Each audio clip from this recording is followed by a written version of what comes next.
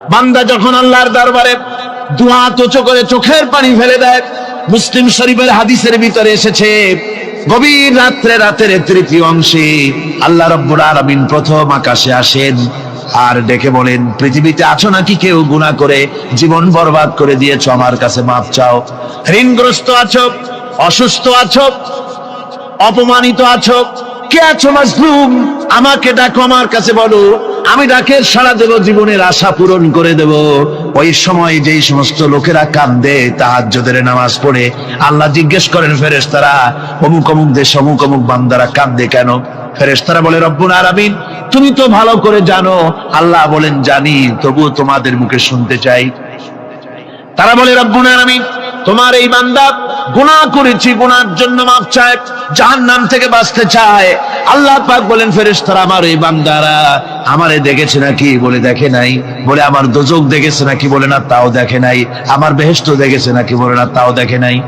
আল্লাহ পাক বলেন, ফেরেশতারা সাক্ষী থাকো, ওরা আমাকে দেখে নাই, আমার বেহেশত দোজখ কিছুই দেখে নাই, শুধুমাত্র আমার নবীর কথা, আমার কোরআনের কথা বিশ্বাস করে আরামের ঘুমকে হারাম করে যেভাবে তারা কাঁদতেছে, সাক্ষী থেকে যাও ফেরেশতারা, আবার রহমতের দরিয়ায় জোশ মেরেছে, আমার ওই ক্রন্দনরত বান্দাগুলিকে আমি আল্লাহ মাফ করে দিলাম।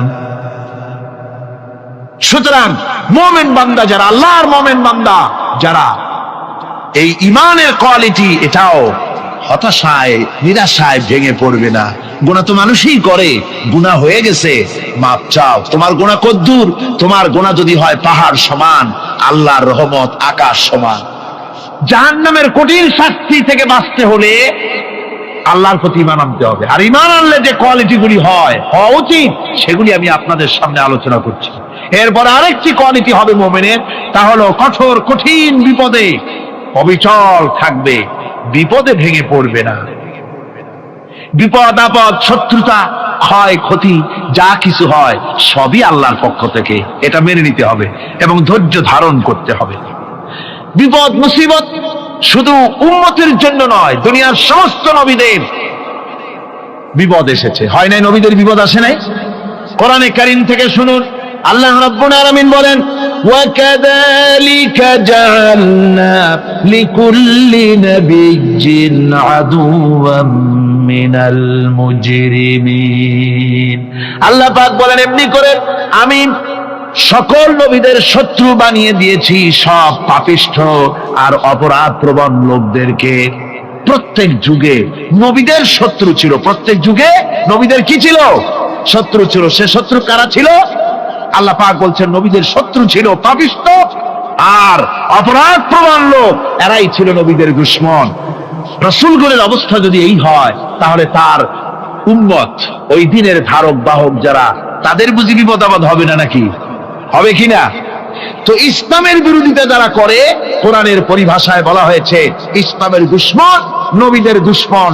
দুনিয়ার সব পাপিষ্ঠ আর অপরাধ প্রবণ লোকেরাই ইসলামের দুশমন হয়, নবীদের দুশমন হয়। আজও দেখেন, আজও তাকিয়ে দেখেন, ইসলামী আন্দোলনের বিরোধিতা যারা করে, তারা পাপিষ্ঠ চরিত্রের কিনা তাকায় দেখেন, খুঁজে দেখেন, সর্বত্র খুঁজে দেখুন, খুঁজে দেখুন। যারা ইসলামী আন্দোলনের বিরোধিতা করে, যারা ইসলামকে মিটিয়ে দেওয়ার চেষ্টা করতেছে, যারা ইসলামকে মৌলবাদ বলে, ইসলামকে সাম্প্রদায়িক বলে, কোরআনে কারীমের কথা কত স্পষ্ট যে নবীদের দুশমন হয়, ইসলামের দুশমন হয় মুজরিম লোকেরা, অপরাধ প্রবণ আর পাপিষ্ঠ লোকেরা। আজও আমরা দেখতে পাই এই শ্রেণীর লোকেরা পাপিষ্ঠ এবং সবচাইতে সমাজের নিকৃষ্ট ধরনের চরিত্রহীন লোক। নামাজ নাই। আপনি খুঁজে দেখেন, ইসলামী আন্দোলনের বিরোধিতা যারা করছে, যারা নেতৃত্ব দিচ্ছে, নামাজ নাই, রোজা নাই, চরিত্র নাই, হজ নাই, যাকাত নাই, মদ, জুয়া, জেনা, ব্যভিচার ইত্যাদিতে লিপ্ত। চেহারা দেখলে ছেলেপেলেরা 2 গ্লাস পানি খায়, ভর ওঠে। কথা ঠিক কিনা কয়? এই হলো অবস্থা। মারে কেন? মুমিনদেরকে, পয়গম্বরদেরকে, সাহাবীদেরকে এবং ঈমানদারদেরকে মারে কেন? তার কারণ হচ্ছে আল্লাহ রাব্বুল আলামিন বলেছেন, ওয়া মা নাকামু মিনহুম ইল্লা আইয়ুমিনু বিল্লাহিল আজিজিল হামিদ। কাফিররা ইমানদার লোকদেরকে অন্য কোন অপরাধী নির্যাতন চালায় না, নির্যাতন চালায় শুধু এই কারণে যেহেতু মুমিন লোকেরা পরাক্রমশালী, আল্লাহ রাব্বুল আলামিনের দ্বীনকে কায়েম করতে চায়, তার উপরে ঈমান এনেছে, এই কারণেই তারা মারে। ঠিক কিনা কন? যুগে যুগে নবীদের উপরে, সাহাবীদের উপরে যে অত্যাচার হয়েছে, সে অত্যাচার এই কারণেই হয়েছে, অন্য কোনো কারণে নয়। এই কঠিন বিপদে অবিচলতা এবং ধৈর্যের দৃষ্টান্ত নবীগণ পেশ করেছেন পৃথিবীর বুকে। আমরা দেখেছি ইব্রাহিম আলাইহিস সালামকে আগুনে ফালানো হয়েছে, আছে না কোরআন শরীফে? আমি কিন্তু গল্প করতেছি না, সব কোরআনের কথা। কিসের কথা? ইব্রাহিম আলাইহিস সালামকে আগুনে ফালানো হচ্ছে। অপরাধ কি?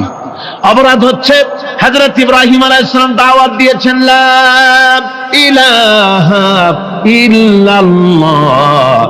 জোরে পড়েন লা ইলাহা ইল্লাল্লাহ, লা ইলাহা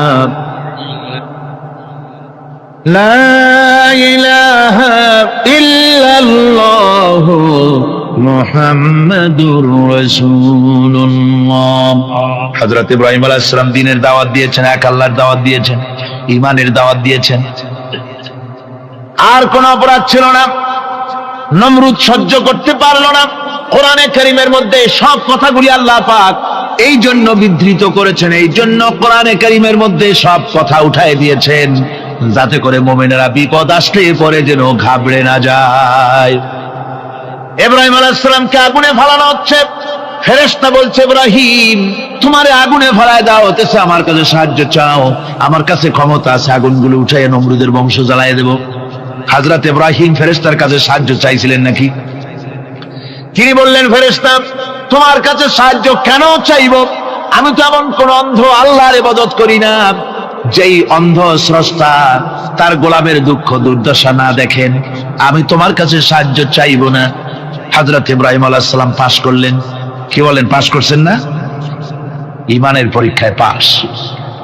আগুনের মধ্যে হযরত ইব্রাহিমকে যখন ফেলানো হচ্ছে, রব্বুল আলামিন আগুনের প্রতি নোটিশ করে দিলেন, ইয়া নারু কুনি বারদাও ওয়া সালামান আলা ইব্রাহিম। আগুন আমার ইব্রাহিমের জন্য শান্তিদায়ক, ঠান্ডা হয়ে যা। এখন কি আর আগুনের বাপের ক্ষমতা আছে ইব্রাহিমকে পোড়ানো? আর ক্ষমতা নাই। আমার বন্ধুগণ, ইব্রাহিম আগুনের ভিতরে আরামে বসা আছেন, আর ওদিকে নমরুদ বসে বসে দেখতেছে দূর থেকে। ইব্রাহিম তো জ্বলে না, গায়ের মধ্যে আগুন জ্বলে গেল। ডাক দিয়া কয়, আগুন তোর হলো কি? কেন জ্বালাইতে পারিস না আমার দুশমন রে? হলোটা কি তোর? তোর কি জ্বালানো শক্তি বন্ধ হয়ে গেল নাকি? আগুনের ভিতর থেকে জবাব এলো, নমরুদ রে, আমার ভিতরে জ্বালানো শক্তি আছে কি নাই যদি প্রমাণ করতে চাও, টেস্ট করতে চাও, তুই নিজে আয়, তোরে শুদ্ধ তামাম দুনিয়া জ্বালাই দিতে পারি, ইব্রাহিমের এক গাছা পশমও জ্বালাই দিতে পারি না। তার কারণ হচ্ছে আমি হচ্ছি মাখলুক, আল্লাহ হচ্ছেন খালিক। আল্লাহ আমাকে বলেছেন না জ্বালাতে, তুমি 1000 বার বললেও আমি ইব্রাহিমকে জ্বালাইতে পারবো না। কোরআনে কারীমে ঘটনা বলে মুমিনদেরকে সাহস দেওয়া হচ্ছে, মুমিনেরা দ্বীনের কাজ করতে গিয়ে বিপদ আবাজ আসবে, ঈমানের দাবি হলো বিপদ আসবে, আর বিপদ আসলে ঘাবড়ায় যেও না, মুসিবতে পড়ে চিন্তায় পেরেশানে হয়রান হয়ে যেও না। বিশ্বকবি আল্লামা ইকবাল কি সুন্দর করে বলেছেন, আজ ভি হোক জু ইব্রাহিম কা ইমা पैदा आग कर सकती है एक अंदाज गुलिस्तां पैदा। ইব্রাহিমের ঈমান যদি আজিও কোথাও হয় বিদ্যমান, করতে পারেন অগ্নিকুণ্ডে খুবসুরত এক গুলিস্তান। আজও যদি আগুনের ভিতরে কোন নমরুদ কোন ইব্রাহিমকে যদি ফেলে দেয়, আল্লাহ রাব্বুল আলামিন আজও আগুনকে ফুলের বাগান বানায়া দিবেন। সুবহানাল্লাহ। ভয় পাওয়ার কারণ নাই, চিন্তা করার কোনো কারণ নাই।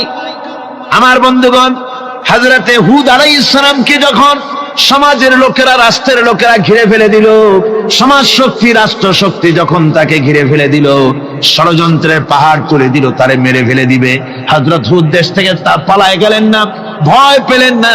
হযরতে হুদ আলাইহিস সালাম বললেন, কোরআনে কারীমে হযরত হুদের কথা কোট করা হলো, ফাকিদুনি জামিআন সুম্মা লা তুনজিরুন। সম্মিলিতভাবে ষড়যন্ত্র করো আমার বিরুদ্ধে, সবাই মিলে ষড়যন্ত্র করো, সুম্মা লা তুনজিরুন, আর আমাকে এতটুকু অবকাশ তোমরা দিও না। ইন্নী তাওয়াক্কালতু আলাল্লাহি রাব্বি ওয়া রাব্বিকুম, আমি ভরসা করেছি সেই আল্লাহর উপরে, যার কুদরতি হাতের ভেতরে, যিনি আমাদের রব তোমাদেরও রব, আর যার কুদরতি হাতের ভিতরে তামাম পৃথিবীর জানগুলি যার হাতে, সে আল্লাহর উপরে ভরসা করেছি। ষড়যন্ত্র যদ্দূর আছে করতে থাকো, আমি ষড়যন্ত্র পরোয়া করি না। সুবহানাল্লাহ। এটাই হলো মুমিনের কোয়ালিটি। শুধু ঈমান, লা ইলাহা ইল্লাল্লাহ মুহাম্মাদুর রাসূলুল্লাহ, গরুর গোশত খাই, আর রবিউল মাস আসতে পরে ইয়া নবী সালাম আলাইকা, ইয়া রাসূল সালাম আলাইকা, তারপরে গরম গরম জিলাপি আর রসগোল্লা খাইলাম খুব বেশি করিয়া, এর নাম মুমিন নয়। মুমিন হচ্ছে তার চলায় ফেরায়, ওঠায় বসায় সাহসিকতার তার এক আন্দাজ তৈরি হবে সে। আমার ভাইয়েরা, বিপদে অবিচলতা আমাদেরকে পয়গম্বরেরা শিক্ষা দান করেছেন। আমরা দেখতে পেয়েছি বিশ্বনবী জনাবে মুহাম্মাদুর রাসূলুল্লাহ সাল্লাল্লাহু আলাইহি ওয়াসাল্লাম হিজরতের রাত, কাফেররা চতুর্দিকে দাঁড়ানো, হযরত জিবরাইল এসে বলেন, ইয়া রাসূলুল্লাহ, হে কাফেররা চতুর্দিকে ঘিরে দাঁড়িয়েছে, গভীর রাত, এখন হাতে তাদের তরবারি, সকাল হলে পরেই তারা আপনাকে মেরে ফেলে দিবে, তাড়াতাড়ি ওঠেন, মদিনার দিকে চলে যান। আল্লাহ নবী ঘুমের থেকে জেগে হযরত আলীকে ডেকে বলেন, আলী, আল্লাহ অর্ডার করেছেন আমি মদিনায় চললাম, আমার বিছানার পরে আমার চাদর গায়ে দিয়ে শুয়ে থাকো। হযরত আলী বলেন, আল্লাহর হাবিব, আপনার চাদর গায়ে দিয়ে ঘুমিয়ে থাকবো, সকালবেলায় কাফির বেঈমানেরা আপনার বিছানার পরে আপনার চাদর গায়ে দেওয়া অবস্থায় আমি আলীকে তারা মুহাম্মদ মনে করবে, আর আমি আলীকে নবী মনে করে তারা তাদের তরবারি দিয়া কেটে কেটে টুকরা টুকরা করে আমারে বিদায় করে দেবে দুনিয়া থেকে। এতটুকুনো পরোয়া করি না, বরং আমার দিলের মধ্যে এটাই তৃপ্তি থাকবে যে আমি আলীর জীবনের বিনিময় আল্লাহর হাবিব দুনিয়ায় বেঁচে আছেন। যে ব্যক্তি বিদ্রোহ করেছে এবং দুনিয়ার জীবনকে অগ্রাধিকার দিয়েছে, তার জায়গা হচ্ছে জাহান্নাম। জোরে বলেন নাউজুবিল্লাহ। যে ব্যক্তি আল্লাহর সঙ্গে বিদ্রোহ করেছে আর পরকালের জন্য পাথর জোগাড় করে নাই, দুনিয়াকে অগ্রাধিকার দিল, পরকালকে ভুলে গেল, তার জায়গা হলো জাহান্নাম। ওয়া আম্মা মান খাফা মাকামা রাব্বিহি ওয়া নাহান নাফসা আনিল হাওয়া ফাইন্নাল জান্নাতা হিয়াল মাওয়া। আর যে ব্যক্তি আপন প্রভুর সামনে উপস্থিত হকে ভয় করেছে এবং আপন প্রবৃত্তিকে লালসা মুক্ত করেছে, লালসার হাত থেকে রক্ষা করেছে, আল্লাহ রাব্বুল আলামিন কিয়ামতের দিন তার জন্য রেখে দিয়েছেন জান্নাত। তার জন্য কোন জায়গা? জান্নাত। আমাদেরকে পরকাল ভিত্তিক জীবন যাপন যদি করি, তাহলে কবরের জবাবগুলি খুব আসান হবে। আর যদি পরকাল ভিত্তিক জীবন যাপন না হয়, কবরটা মুসিবত হয়ে যাবে। হযরত ওসমান রাদিয়াল্লাহু তাআলা আনহু কবরের কাছে গিয়ে খুব কাঁদতেন। সাহাবায়ে কেরাম প্রশ্ন করেছেন, হুজুর, রাসূল করিম সাল্লাল্লাহু আলাইহি ওয়াসাল্লাম যখন জান্নাত ও জাহান্নামের ওয়াজ করেন, কখনো তো এত বেশি আপনি কাঁদেন না, যত বেশি কাঁদেন কবরের কাছে এসে, কারণ কি? হযরত ওসমান রাদিয়াল্লাহু তাআলা আনহু বলতেন, আমার সাথীরা, আমি আমার হাবিবের কাছে, আল্লাহ রাব্বুল আলামিনের রাসূলের কাছে আমি শুনেছি, এই কবরটাই হলো প্রথম স্টেশন, এই কবরটাই হলো প্রথম ইমিগ্রেশন কাউন্টার। এই জায়গায় যদি কেউ ধরা পড়ে যায়, কারো যদি চার্জশিট হয়ে যায়, সব জায়গায় ধরা পড়ে যাবে, হাসরে মিজানে সিরাতে কোনো জায়গায় নাজাত পাবে না। আর এই কবরটা যদি কেউ মুক্তি পেয়ে যায়, মিজান সিরাত হাসর সব জায়গা থেকে আল্লাহ তারে ভালোভাবে পার করে দিবেন। এটা হলো আসল জায়গা, মারাত্মক জায়গা, খুব মারাত্মক জায়গা। আমি এটাকে ইমিগ্রেশন কাউন্টার বলেছি আমার ভাষায়। ইমিগ্রেশন কাউন্টার যারা বিদেশ ভ্রমণ করেছেন তারা জানেন। লন্ডন যাবেন, আমেরিকা যাবেন, সৌদি আরব যাবেন, যে কোনো বিদেশে যাবেন, গেলেই পাসপোর্ট তারা দেখবে। পাসপোর্টে আপনার ন্যাশনালিটি কোনটা সেটাই তারা জানতে চাইবে। আপনি কোন দল করেন এটা তারা জানতে চাইবে না। আপনি কোন ভাষায় কথা বলেন তাও তাদের জানার দরকার নেই। প্রথমেই তারা আপনার ন্যাশনালিটি দেখবে, আপনার আইডেন্টিটি কি তারা জানতে চাইবে। তারপরে যদি স্যাটিসফ্যাক্টরি হয় আপনাকে ভিসা দিয়ে ভেতরে ঢোকবার ব্যবস্থা করে দেবে। আর যদি তারা স্যাটিসফাইড না হয় তাহলে আপনাকে মেহমানখানায় ঢুকানো হবে গ্রেফতার করে। কবর হচ্ছে এ ধরনের একটি ইমিগ্রেশন কাউন্টার। কবরের ভিতরে মানুষ যখনই রাখা হবে সঙ্গে সঙ্গে দুজন ফেরেশতা আসবে। কবরের কাছে যারা এসেছিল দাফন হয়ে যাওয়ার পর এই লোকগুলি 40 কদম যেতে যতক্ষণ লাগে এর মধ্যেই দুজন ফেরেশতা এসে যাবে। এসে জিজ্ঞেস করবে, মান রব্বুকা, তুমি কোন দল করতে? ওটা তাদের জানার দরকার নেই। চাকরি কিসে করতেন ওটা জানার দরকার নেই। ব্যবসা করতেন না চাকরি করতেন প্রয়োজন নেই।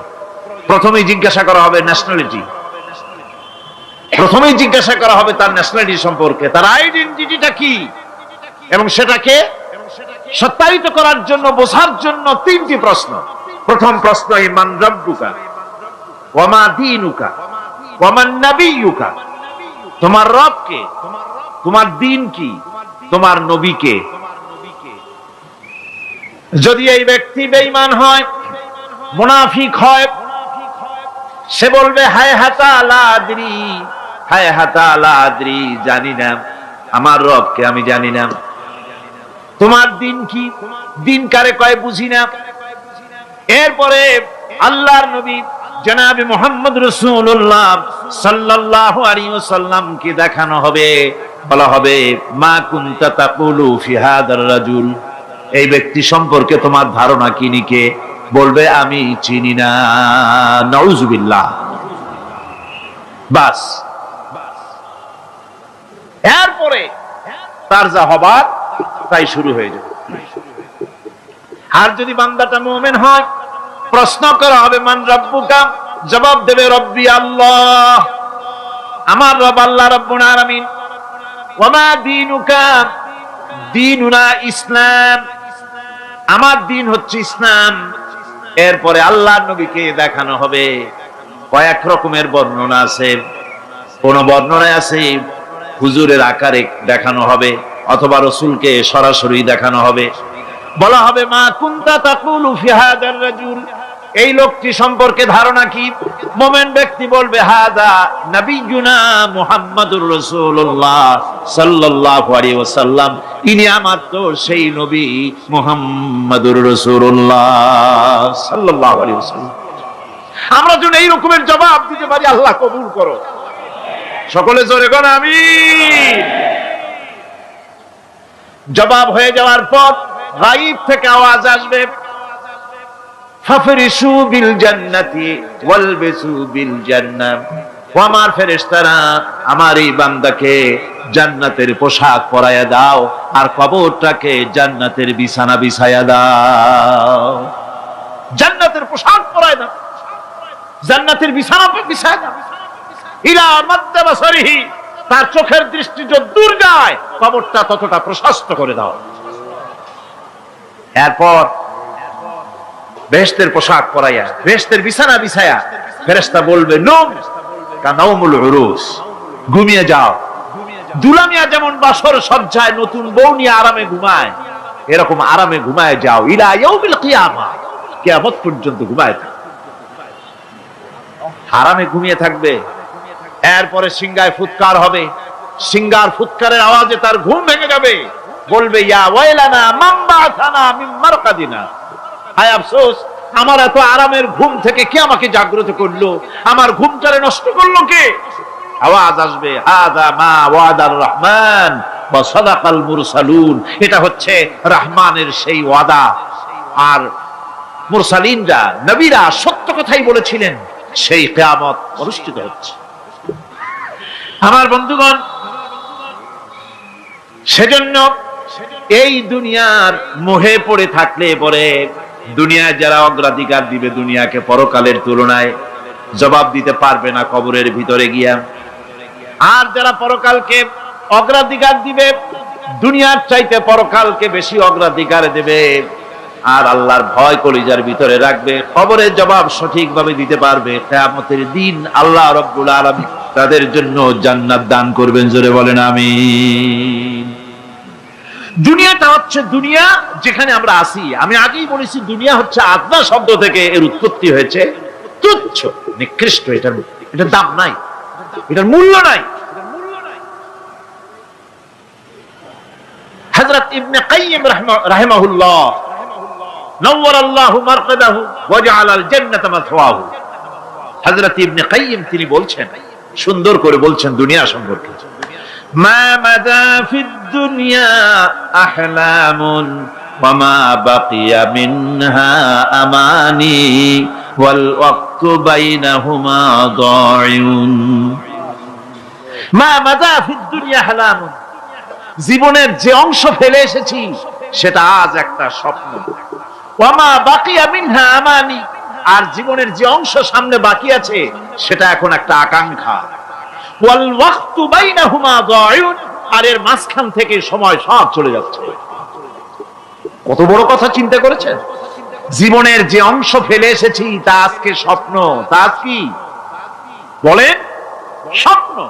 আর সামনে যা আছে সেটা আকাঙ্ক্ষা, আর মাঝখান থেকে সময় সব চলে যাচ্ছে।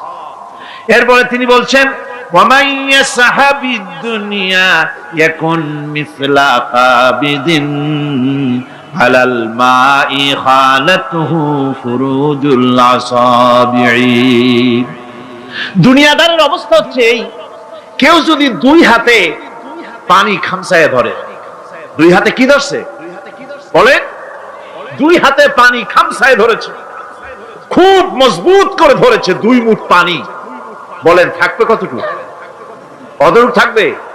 এক ফোঁটাও থাকবে না, কারণ তার আঙ্গুলের ফাঁক তার সাথে খেয়ানত করবে, আঙ্গুলের ফাঁক দিয়া পানিগুলি সব বেরিয়ে চলে যাবে।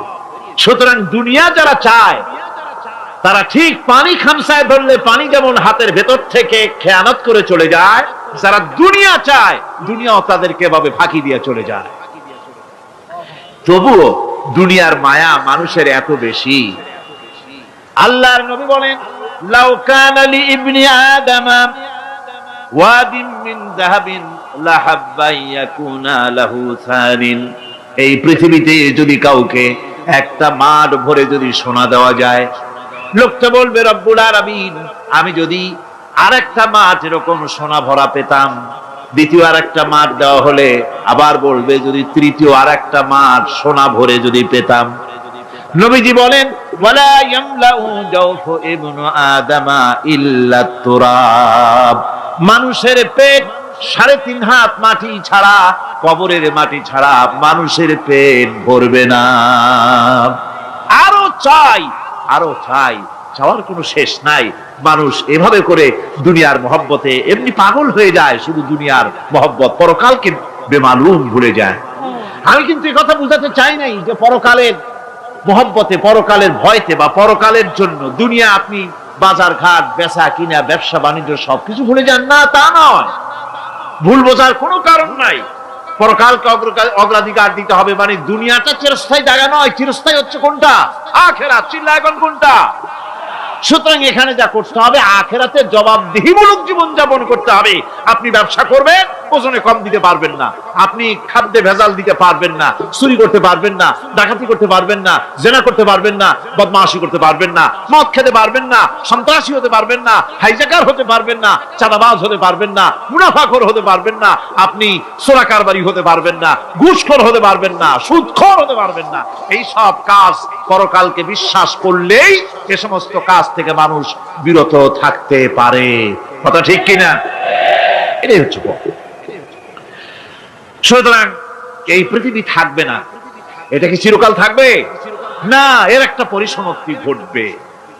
যেমন করে সারা বছর লেখাপড়া করার পর কলেজে, বিশ্ববিদ্যালয়, মাদ্রাসায়, হাই স্কুলে সব জায়গায় সারা বছর লেখাপড়া করার পর যেমন পরীক্ষা দেওয়ার একটা দিন আসে, সারা বছর ব্যবসা করার পর হিসাব নিকাশ করার যেমন একটা সময় আসে, সারা মাস চাকরি করার পর বেতন পাওয়ার যেমন একটা দিন আসে, সারা জীবন চাকরি করার পর পেনশন পাওয়ার যেমন একটা সময় আসে, অনুরূপ ভাবে এই দুনিয়া যেদিন শেষ হয়ে যাবে, আল্লাহ নির্ধারিত সময় শেষ হয়ে যাওয়ার পর একটা সময় আসবে যখন আল্লাহ রব্বুল আলামিন সব শেষ করে দিবেন, লন্ডভন্ড হয়ে যাবে, কিছু থাকবে না। কোরআনে কারিমে আল্লাহ সব বলেছেন, কোরআনে সব আল্লাহ বলে দিয়েছেন।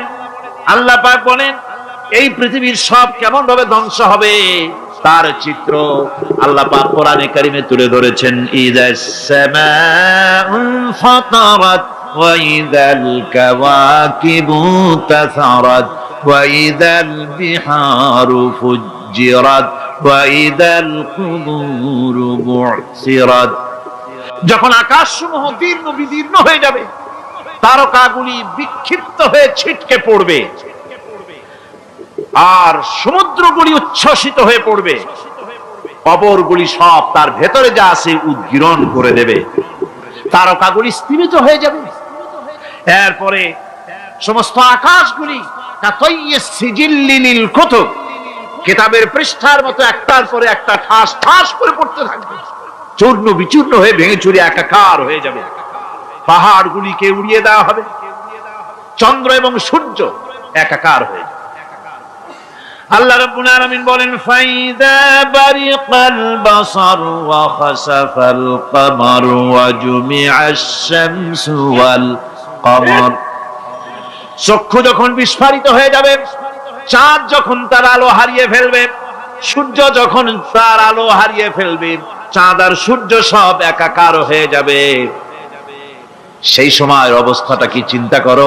মানুষ হয়রান হয়ে দৌড়াদৌড়ি করবে। ওয়াহুমিলাতিল আরদু ওয়াল জিবালু ফাদুক্কাতা দাক্কাতান ওয়াহিদা। জমিন এবং পাহাড়গুলির মধ্যে আল্লাহ রাব্বুল আলামিন সংঘর্ষ বাঁধিয়ে দিবেন, পাহাড়গুলি ভেঙে চুরে টুকরা টুকরা হয়ে যাবে, পাহাড়গুলি উঁচু করে জমিনের উপরে আছাড় মেরে আল্লাহ রাব্বুল আলামিন ভেঙে চুরে চুরমার করে দিবেন। সুবহানাল্লাহ। ওয়া তাকুনুল জিবালু কালইনিল মানফুস, পাহাড়গুলো পেঁজা ধোনা তুলার মতো করে উড়িয়ে দেওয়া হবে, পাহাড় উড়ে যাবে। সুবহানাল্লাহ। পাহাড় পাথরের তৈরি করা পাহাড়, এই পাহাড়গুলি তুলার মতো হয়ে উড়বে কিভাবে?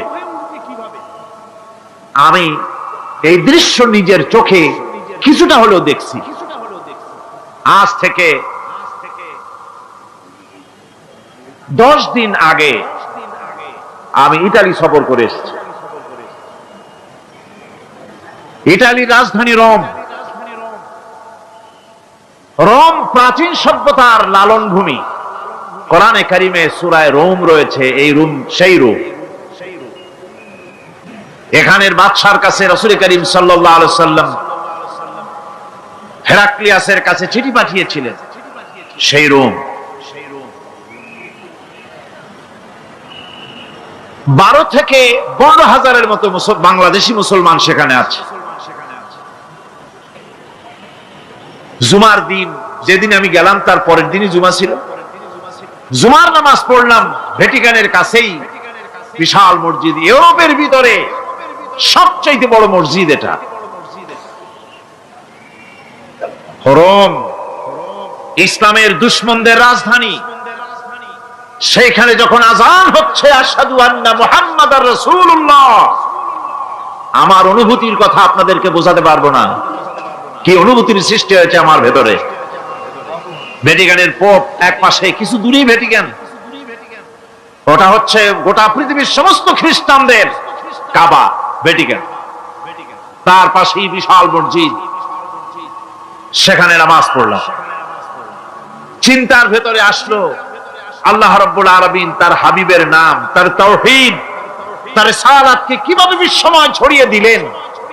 আবু জাহেল চাইছিল মুহাম্মদ সাল্লাল্লাহু আলাইহি ওয়াসাল্লামকে স্তব্ধ করে দেবে মক্কার জীবনেই। কত বদনাম, সাহের, কাহেন, কাযযাব, শায়ের, নাউযুবিল্লাহি মিন যালিক, কত গালাগালি করলো। আর আল্লাহ শোনালেন, হাবিব চিন্তার কোনো কারণ নাই, ওয়া রাফা'না লাকা যিকরাক, আমি আপনার প্রশংসা বিশ্বময় ছড়িয়ে দেব। সুবহানাল্লাহি ওয়া বিহামদিহি। রোম প্রোগ্রাম শেষ করে আমাকে তারা নিয়ে গেল, যেটা আমি বলছি সফর কাহিনী শোনাবার সময়টা না, যেহেতু এর সঙ্গে প্রাসঙ্গিক সেজন্য বলছি। পাহাড় কেমনে তুলার মতো হয়ে উঠবে তার নজির দেখেছি। রোম শহর থেকে 300 মাইল দূরে, 300 কিলোমিটার দূরে নেপোলিয়ান বোনাপার্ট তার বাড়ি, এবং ওটা তার নামে একটা প্রভিন্স।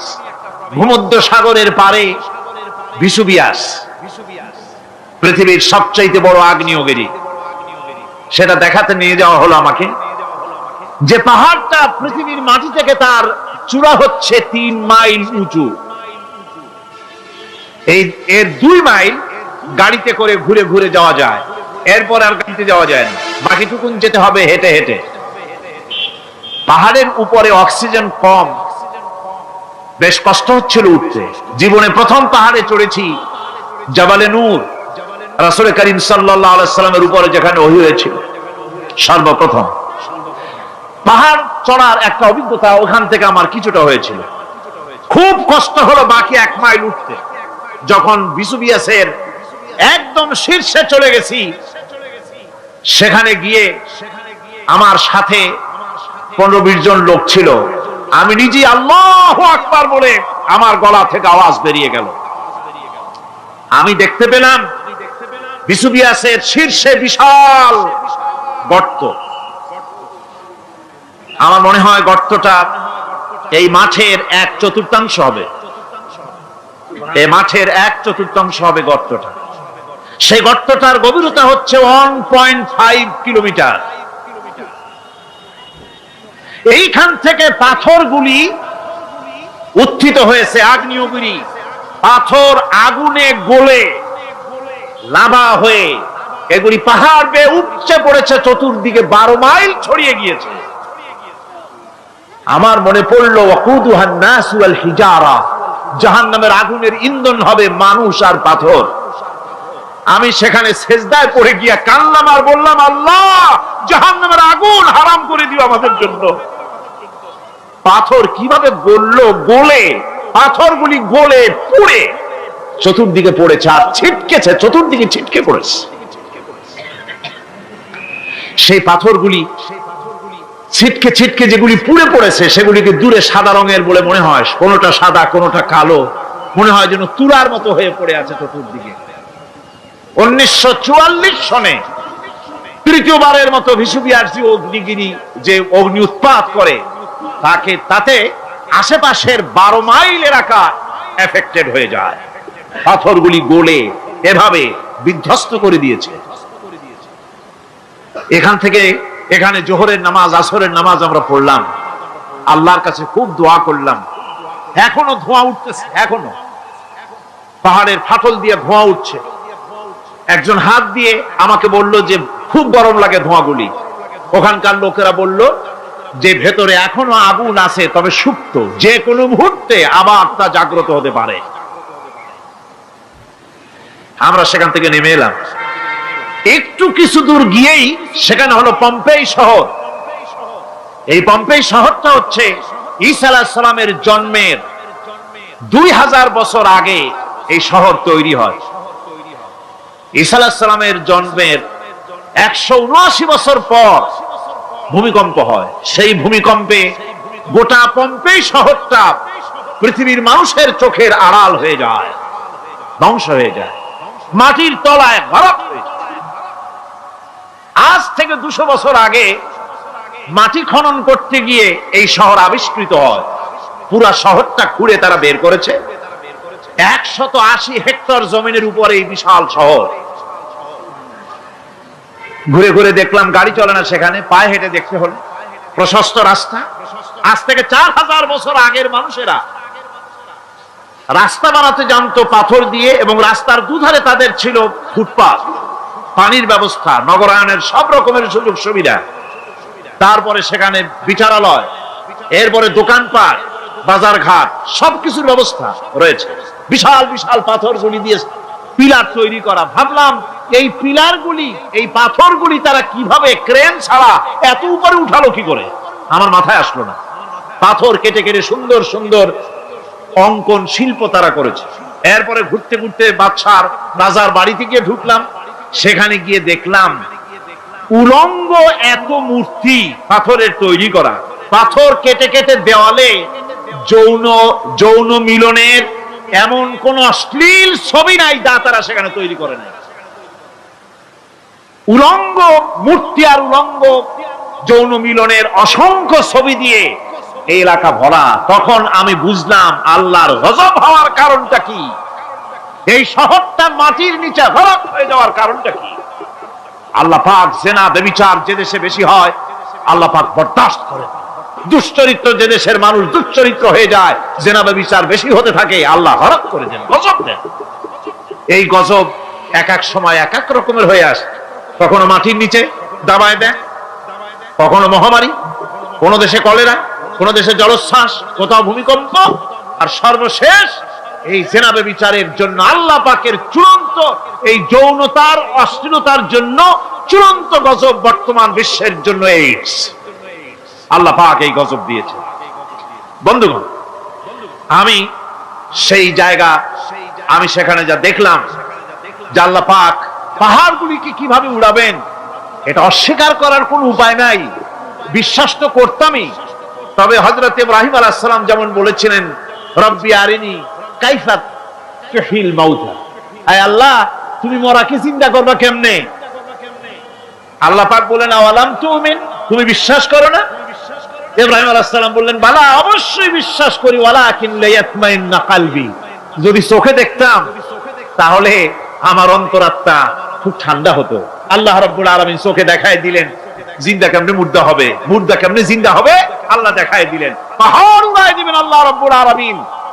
একথা কলিজার মধ্যে তার উপর ঈমান বিশ্বাস, কিন্তু আল্লাহ চোখে দেখাইছেন, ঈমান আরো মজবুত হয়েছে, যা ছিল আরো মজবুত হয়েছে। সুবহানাল্লাহ। আল্লাহর ভয়তে কলিজা কেঁপেছে। আমি পাহাড়ের উপরে কেঁদেছি, যার যার হয়ে কেঁদেছি। বন্ধুগণ, আল্লাহ সুবহানাহু ওয়া তাআলা এই জন্য বলেছেন কুল সিরু ফিল আরদ, আমার জমিন ঘোরো, ভালো করে দেখো, কাইফা কানা আকিবাতুল মুকাজ্জিবিন, মহা সত্যকে যারা অস্বীকার করেছে তাদের পরিণতি আমি কি করে দিয়েছি, এগুলি চোখে ভালো করে তাকায় দেখো। আমার বন্ধুগণ, সুতরাং এই পৃথিবীর অবসান হবে, এই পৃথিবী ধ্বংস হবে, এই পৃথিবী চূড়ান্ত ভাবে শেষ হয়ে যাবে। হ্যাঁ, আরেকটি কথা বলতে হয়, সেটা হচ্ছে যে এই রোম থেকে আরেকটু দূরে 900 মাইল দূরে হচ্ছে সিসিলি। 900 মাইল দূরে, সেখানে এই সিসিলি মুসলমানেরা শাসন করেছিল 350 বছর। সেই সিসিলিতে রয়েছে 360টা মসজিদ মুসলমানদের করা। সমস্ত মসজিদগুলি আজ তালা বন্ধ, একটা মসজিদও খোলা নাই। সেখানকার মুসলমানেরা ওয়াজ শুনতে এসেছিল রোমে। আমি তাদের জন্য পরামর্শ দিয়েছি যে গভর্নমেন্টের কাছে তোমরা দাবি জানাও যে অন্তত একটা মসজিদের দরজা আমাদের জন্য খুলে দাও। রোমের অবস্থানরত প্রবাসী বাংলাদেশি মুসলমানেরা আমাকে বলেছে, তাদের অনেকের বাড়ি চট্টগ্রামেও আছে, আমাকে বলেছে তাদের চোখে পানি আসছে বলার সময় যে চিরময় তাফসীর মাহফিল যখন আসে কলজেটা কাঁদতে থাকে যাওয়ার জন্য। তো যাওয়া তো সম্ভব না এত দূর থেকে, আমাদের সালাম বলে দিবেন যত লোক আসবে, আর আমাদের জন্য দোয়া করতে বলবেন যেন এই রোমের ভিতরে আমরা ইসলামের আদর্শের ভিত্তিতে আমরা যেন চলতে পারি। আপনারা দোয়া করুন তাদের জন্য। ভাইরা আমার, এই পৃথিবী একদিন পরিসমাপ্তি ঘটবে এবং আল্লাহর দরবারে আমাদেরকে উঠতে হবে এবং সেখানে আমাদের বিচার হবে। সেখানে আমাদের কি হবে? বিচার হবে। আল্লাহ পাক বিচারটাকে নির্ভুল করার জন্য, সঠিক করার জন্য প্রত্যেকের গলায় আমলনামা ঝুলায় রাখছে। এখানে রেকর্ডের ব্যবস্থা করা হয়েছে। আল্লাহ পাক বলছেন ওয়া কুল্লা ইনসানিন আলজামনাহু তাইরাহু ফি উনুকিহি ونخرج له يوم القيامة كتابا يلقاه منشورا আল্লাহ পাক বলেন প্রত্যেকের ভালো মন্দ কর্মফল কর্মলিপি আমি তার গলায় ঝুলায় রেখেছি। কিয়ামতের দিন সে নিজের কাছে স্পষ্ট সব দেখতে পারবে, কোনো জিনিস বাদ পড়বে না। তার গলায় তার আমলনামা ঝুলানো আছে, সব রেকর্ড হতেছে। আমরা যা করছি সবগুলি রেকর্ড হয়ে যাচ্ছে। বর্তমান বিজ্ঞানীরা আবিষ্কার করেছে যে মানুষের শরীরের ভিতরে ডিএনএ আছে, রক্তের ভিতরে ডিএনএ, এটা একটা কোড। মানুষের রক্তের ভিতরে ডিএনএ আছে, যেমন তার ব্রেনের ভিতরে কতগুলি কোষ আছে, এক একটা কোষ এক এক ধরনের কাজ করে। অনুরূপ ভাবে তার শরীরের ভিতরে রক্তের ভিতরে ডিএনএ আছে। এই ডিএনএটা কি? এই ডিএনএটা হচ্ছে, এই ডিএনএ একটা কম্পিউটারের মতো কাজ করতেছে। লোকটা কি করবে, কোথায় যাবে, সে ভালো হবে মন্দ হবে কি হবে, সব তার ডিএনএর মধ্যে রেকর্ডকৃত আছে। এটা বোঝার জন্য একটা সুন্দর দৃষ্টান্ত দেওয়া যায়। যেমন এই কাগজটাকে আপনারা মনে করুন একটা গাড়ির একটা ব্লুপ্রিন্ট, একটা গাড়ির ব্লুপ্রিন্ট। এখানে লেখা আছে গাড়ি কিভাবে তৈরি হবে। এই কাগজটা নিয়ে ঘরের মধ্যে রেখে দিলেন। এখন এই কাগজটা থেকেই অটোমেটিক গাড়ির উইন্ডো তৈরি হলো, শিল তৈরি হলো, গাড়ির বডি তৈরি হলো, চেসিস তৈরি হলো, টায়ার তৈরি হলো, ইঞ্জিন তৈরি হলো, ব্যাটারি তৈরি হলো, পেট্রোল নিল, আর কোন রকমের ড্রাইভার ছাড়াই গাড়ি চলতে আরম্ভ করলো। এই কথাটা যদি মনের মাথার মধ্যে আনতে পারেন যে এটা কিভাবে হইতে পারে, এতে লেখা অনুযায়ী যেভাবে হওয়া যদি সম্ভব হয়, অনুরূপ ভাবে মানুষের রক্তের ভিতরে ডিএনএ এরা আবিষ্কার করেছে। এর ভিতরে মানুষের ভালো মন্দ, কোথায় যাবে কি করবে, সবকিছুর মধ্যে রয়েছে। কোরআনে কারীমে আল্লাহ রাব্বুল আলামিন, আমি গত বছরও বলছিলাম যে বিজ্ঞানের আবিষ্কার যত বাড়বে কোরআন বোঝা মানুষের জন্য তত সহজ হবে। কোন সুবহানাল্লাহ। কোরআন বোঝা মানুষের জন্য তত সহজ হবে।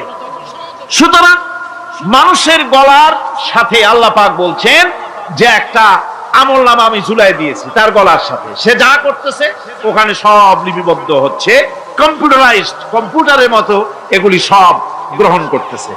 এগুলি কিয়ামতের দিন তার সামনে হাজির করা হবে। কিয়ামতে যখন আমলনামা তার সামনে দিয়ে বলা হবে, ইকরা কিতাবাকা কাফা বিনাফসিকাল ইয়াওমা আলাইকা হাসিবা, তাকে বলা হবে নিজের কর্মলিপি নিজেই পড়ো, আজ তুমি তোমার নিজের হিসাব নিতে যথেষ্ট। বন্ধুগণ, এই মাহফিলে যত লোক আমরা বসে আছি, আমরা আমাদের হিসাব নিতে যথেষ্ট না আরেকজন লাগবে? কোন আমরা যথেষ্ট কিনা? কথা বোঝেন নাই। আমি বলতে চেয়েছি এটা, আমরা যদি এখন চোখ বুঝে চিন্তা করি যে পিছনের জীবনে কি করেছি, মনে পড়বে নাকি পড়বে না? বলেন সবাই, পড়বে কি পড়বে না? ছোটবেলায় কবে পায়ের নিচে কাঁটা ফুটেছিল, কবে কোথায় আছাড় খেয়েছিলেন, কবে কার বেল তাল আম কাঁচা আম চুরি করে খেতে গিয়ে কিল খেয়েছিলেন, তারা খেয়েছিলেন, তাকে এখন মনে নাই? আছে। তাহলে কিল, ওই তাল বেল চুরি করতে গিয়ে যে কিলটা খাইছিলেন সেটাও মনে আছে, ভালো মন্দ সব মনে আছে। তাহলে কোন হোটেলের রুমে কি করছিলেন, কোন স্কুলে কোন কলেজে কি করছিলেন, তারপরে জীবনে ছোট বড় ঘটনাগুলি চোখ বুঝতে মনে পড়বে না? এবার হিসাব করেন, মনে যদি পড়ে এবার হিসাব করেন আপনি জান্নাতি না জাহান্নামী। আপনি আপনার নিজের হিসাব নেওয়ার জন্য যথেষ্ট। তাকে হিসাব করতে বলা হবে, তোমার হিসাব, তোমার নিজের হিসাব নেওয়ার জন্য তুমি যথেষ্ট, তোমার হিসাব তুমি নিজেই করো, এটা পড়ো। আর সেই কিয়ামতের দিন কোন সাহায্যকারী মিলবে না। লান তানফাকুম আরহামুকুম ওয়ালা আওলাদুকুম ইয়াউমাল কিয়ামাহ। লান তানফাকুম, কিয়ামতের দিন কোনো ফায়দা হবে না, অবশ্যই কোনো ফায়দা হবে না, কোনো উপকারে আসবে না। কিয়ামতের দিন তোমার সন্তান, তোমার স্ত্রী, তোমার মাল, তোমার সম্পদ কোনো উপকারে আসবে না। কিয়ামতের ময়দানে সেদিন সব তোমার সাথে বিচ্ছেদ করবে, সব পালায় যাবে। সেখানে উৎকোষেরও কোনো কারবার নাই যে ঘুষ টুস দিয়া, ফেরেশতাদের কোনো রকম বুঝবাজ দিয়া, আলাদা কোনো চোরাগলি পথ দিয়া একেবারে ফুট করে ভেসতে চলে যাবেন, এমন কোনো সুযোগ নাই। অনেকে বলে হুজুর এমন কিছু দোয়া শিখায় দেন যাতে ওই সব জেহাব বোমা এগুলি খুব ভয় পাই, ওসব রাস্তা টাস্তা না, খুব সহজে কিছু দোয়া দুরূদ করিয়া আস্তে করে জান্নাতে চলে যাওয়া যায়, এরকম একটা দোয়া, এরকম একটা পথ বলে দেন। আমি বলি ভাই, এরকমের কোন সূরাগুলি আমার রাসূল আবিষ্কার করতে পারেন নাই। আল্লাহর পয়গম্বরেরও এই ধরনের কোন পথ আবিষ্কার করতে পারেন নাই। সেখানে কিয়ামতের দিন কাউকে উৎকোচ গ্রহণ করার কেউ নাই, উৎকোচ দেওয়া যাবে না। আর উৎকোচ দিবি না কি, আপনার কাছে কিছু নাইও, থাকলেও নেওয়ার কেউ নাই। এই দুনিয়ায় ফাঁকিবাজি করে বহুত কিছু করা যায়, কিন্তু কিয়ামতের মাঠে এগুলি কিছুই চলবে না। اليوم لا ينفع مال ولا بنون কিয়ামতের দিন ধন সন্তান সন্ততি আর সম্পদ কোনো কাজে লাগবে না। সেদিন শুধু আমল যদি ভালো হয় কাজে লাগবে, আমল খারাপ হবে সব শেষ হয়ে যাবে। আল্লাহ রাব্বুল আলামিন নবীজিকে ডেকে বলেছেন, নবী আপনি বলেন, কুল মা কুনতু বিদআম মিনার রাসূল, আপনি বলুন আমি কোন নতুন রাসূল নই, আমার আগে অনেক নবী রাসূল পৃথিবীতে এসেছেন, তারা বিদায় হয়ে গেছেন। আমি জানি না কিয়ামতের দিন আল্লাহ রাব্বুল আলামিন আমার সাথে কি ব্যবহার করবেন, আর আমি এও জানি না যে কোরআনে কারীমের মধ্যে আল্লাহ পাক এই পৃথিবীর বুকে যারা আরামের টাটকা সুখগুলি আরামগুলি যারা বর্জন করে আল্লাহ রাব্বুল আলামিনকে বিশ্বাস করে যারা জীবন পরিচালনা করেছে, আল্লাহ পাক তাদের জন্য জান্নাত রেখেছেন এবং তাদের জন্য বলছেন সাবিকু ইলা মাগফিরাতিম মির রাব্বিকুম ওয়া জান্নাতিন আরদুহা কাআরদিস সামাই ওয়াল আরদ উইদ্দাত লিল্লাযীনা আমানু বিল্লাহি ওয়া রাসূলিহি। আল্লাহ পাক বলেন প্রতিযোগিতা করো আল্লাহর মাগফিরাত কামনার জন্য আর জান্নাতে যাওয়ার জন্য প্রতিযোগিতা করো, আল্লাহর রহমত পাওয়ার জন্য সৎ কাজের প্রতিযোগিতা করো, তাহলে আল্লাহ রাব্বুল আলামিন তোমাদেরকে ক্ষমা করবেন আর তোমাদের জন্য এমন জান্নাত দিবেন যেই জান্নাত আকাশের বিশালতার জমিনের বিশালতার মতো। এই বিরাট জান্নাত তোমাদেরকে দিবেন। এই জান্নাত চিরস্থায়ী সুখ এবং শান্তি জায়গা হবে। মাসালুল জান্নাতিল্লাতী উইদাল মুত্তাকুন ফিহা আনহারুম মিন মাইন গায়রি আসিনিন ওয়া আনহারুম মিন লাবানিন লাম ইয়াতাগায়্যার তা'আমুহু। আল্লাহ পাক বলছেন জান্নাত আল্লাহ পাক ওয়াদা করেছেন মুত্তাকীদের জন্য। আল্লাহ পাক জান্নাত দিবেন যে জান্নাতের ভিতরে রয়েছে মধুর প্রস্রবণ, রয়েছে দুধের প্রস্রবণ, রয়েছে সেখানে স্বচ্ছ পানির প্রস্রবণ রয়েছে। এই সুন্দর জান্নাত ঝর্ণা ধারা আল্লাহ পাক সৃষ্টি করেছেন, বাগ বাগিচা দিয়ে ভরে রেখেছেন জান্নাত। সেই জান্নাত হবে এয়ার কন্ডিশন, রোদ্রের তাপ হবে না সেখানে, রোদ্রের খরতাপ হবে না সেখানে, ঠান্ডার প্রচন্ডতা থাকবে না। কিরকম হবে জায়গাটা? আল্লাহ পাক বলছেন মুত্তাকিনা আলাল আরাইকি লা ইয়ারাউনা ফিহা শামসান ওয়ালা জামহারিরা ওয়া দানিয়াতান আলাইহিম যিলালুহা ওয়া দুল্লিলাত কুতুফুহা তাদলিলা। আল্লাহ পাক এমন জান্নাত রেখেছেন, সেই আল্লাহ পাক সেই জান্নাতের ভিতরে জান্নাতীরা ঠেস লাগায়া মুখোমুখি অবস্থায় তারা সেখানে বসবে, আর জান্নাতীদের মনের মধ্যে কোনো দুঃখ থাকবে না, পেরেশানি থাকবে না। পৃথিবীতে মানুষের দুঃখ থাকে, পেরেশানি থাকে, সেখানে কোনো দুঃখ আর পেরেশানি থাকবে না। সেই জায়গাটা হবে শীতাতপ নিয়ন্ত্রিত, না শীত না গরম, চির বসন্ত বিরাজ করবে। জান্নাতীরা সেখানে থাকবে। এই সুন্দর জান্নাত আল্লাহ পাক রেখেছেন মুত্তাকীদের জন্য। সুবহানাল্লাহ। কাফেরদের জন্য জান্নাত হবে জাহান্নাম হবে চিরকাল, খালিদিনা ফিহা আবাদান। চিরকাল কাফেরেরা জাহান্নামে থাকবে। সর্বশেষ যে ব্যক্তি জাহান্নাম থেকে মুক্তি লাভ করবে তাকে আল্লাহ পাক বলবেন, ফেরেশতাদেরকে বলবেন, আমার ফেরেশতারা আমার এই বান্দাকে জান্নাত এবং জাহান্নামের মাঝখানে রেখে দাও। জান্নাত এবং জাহান্নামের মাঝখানে লোকটি যখন থাকার জায়গা পাবে সে জান্নাতের দিকে তাকায়া দেখবে আর কাঁদতে থাকবে। আল্লাহ পাক জিজ্ঞেস করবেন, বান্দারে যুগের পর যুগ ধরে জাহান্নামে কেঁদেছো, আমি রব্বুল আলামিন জাহান্নাম মাফ করে দিয়া জান্নাত জাহান্নামের মাঝখানে রেখে দিয়েছি, আযাব থেকে তো বেঁচে গেছো, এখন কাঁদো কেন? লোকটি বলবে, রব্বুল আলামিন কাঁদি এই কারণে, জাহান্নাম থেকে মাফ করেছো, তোমার শুকরিয়া আদায় করি। জান্নাত তো আমার কপালে নাই, কিসমতে নাই, কিন্তু জান্নাত আমি এখান থেকে দেখতে পাচ্ছি, জান্নাতের সুঘ্রাণ আমার নাকে আসতেছে, কপালে নাই যাওয়ার। আমি কাঁদি এই জন্য, তুমি যদি মেহেরবানি করে আমাকে জান্নাতের দরজার কাছে একটু দাঁড় করায় দিতা, প্রাণ ভরে তোমার জান্নাতের দৃশ্যটা একটু দেখতাম। আল্লাহ পাক তার আরজি পূরণ করবেন, বলবেন যাও, ফেরেশতাদের বলবেন এর জান্নাতের দরজার কাছে দাঁড় করায় দাও। জান্নাতের দরজার কাছে দাঁড়িয়ে লোকটি আবার কান্না শুরু করবেন। আল্লাহ পাক প্রশ্ন করবেন, এবার কান্দো কেন?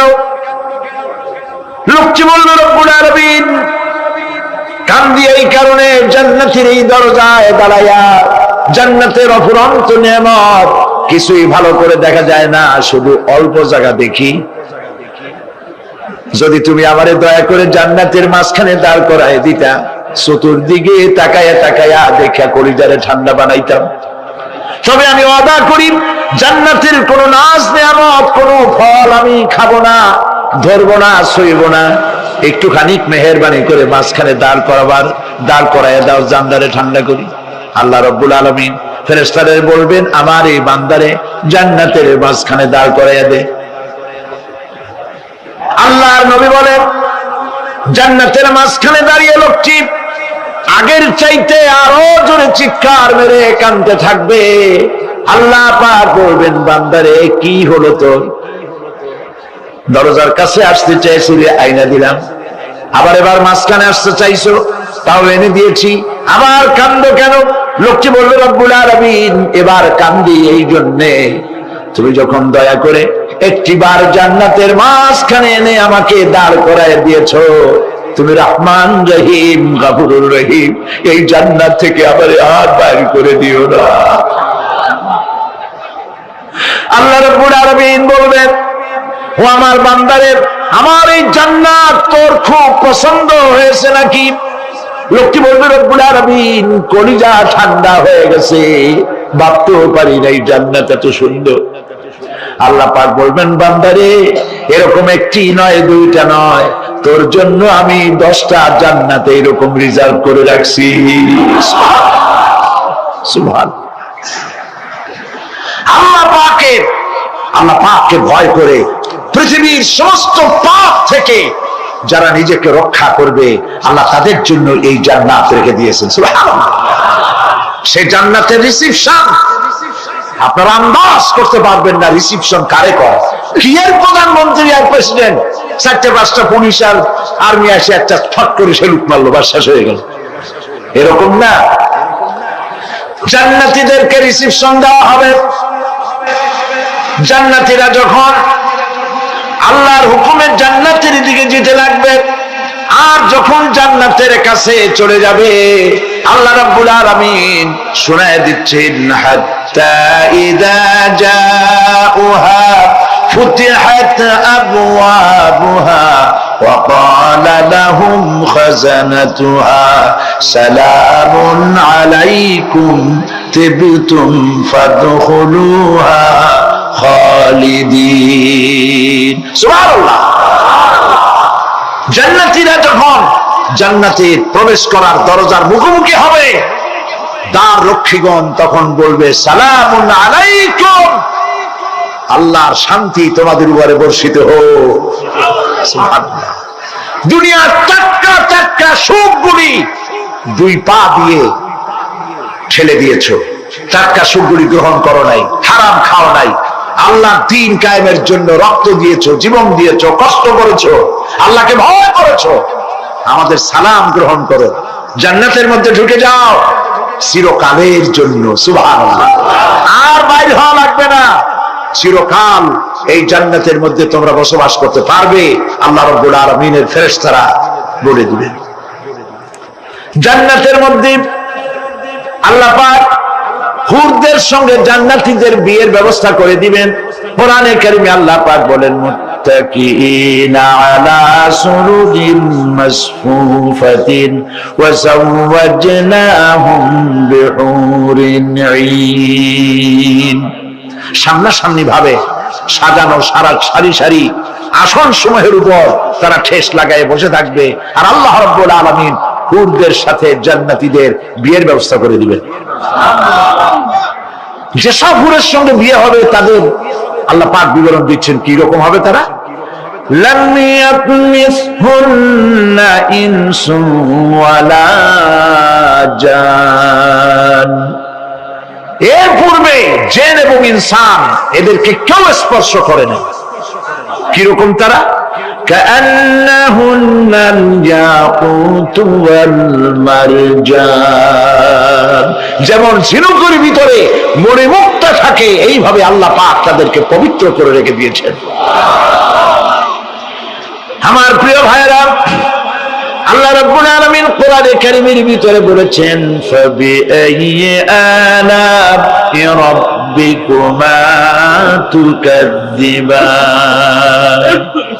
জান্নাত দান করে আল্লাহ পাক এবার জান্নাতীদেরকে সম্বোধন করে বলবেন, ইয়া ইবাদি লা খাউফুন আলাইকুমুল ইয়াওমা ওয়ালা আনতুম তাহজানুন।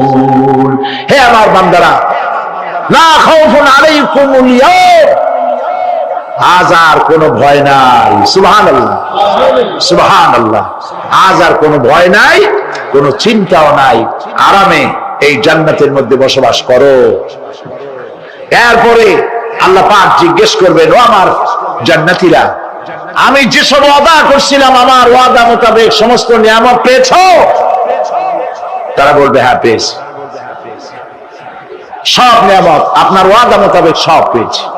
আল্লাহ রাব্বুল আলামিন বলবেন, সব পাও নাই, ওয়াদাদাইনা মাজিদ, আমার কাছে আরো বেশি আছে।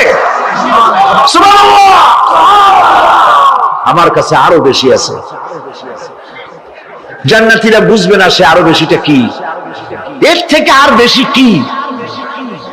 প্রিয় ভাই সব, নবী করিম সাল্লাল্লাহু আলাইহি ওয়াসাল্লাম বলেছেন, জান্নাতের সুখ আর শান্তি কোন চোখ নাই যা দেখেছে, যা কোন অন্তঃকরণ নাই যা কল্পনা করতে পেরেছে। এই জান্নাত মুত্তাকিদের জন্য আল্লাহ রাখছেন। সুবহানাল্লাহ। জান্নাতীরা ভাবতেও পারবে না সেই নিয়ামতগুলি কি। প্রিয় ভাই সব,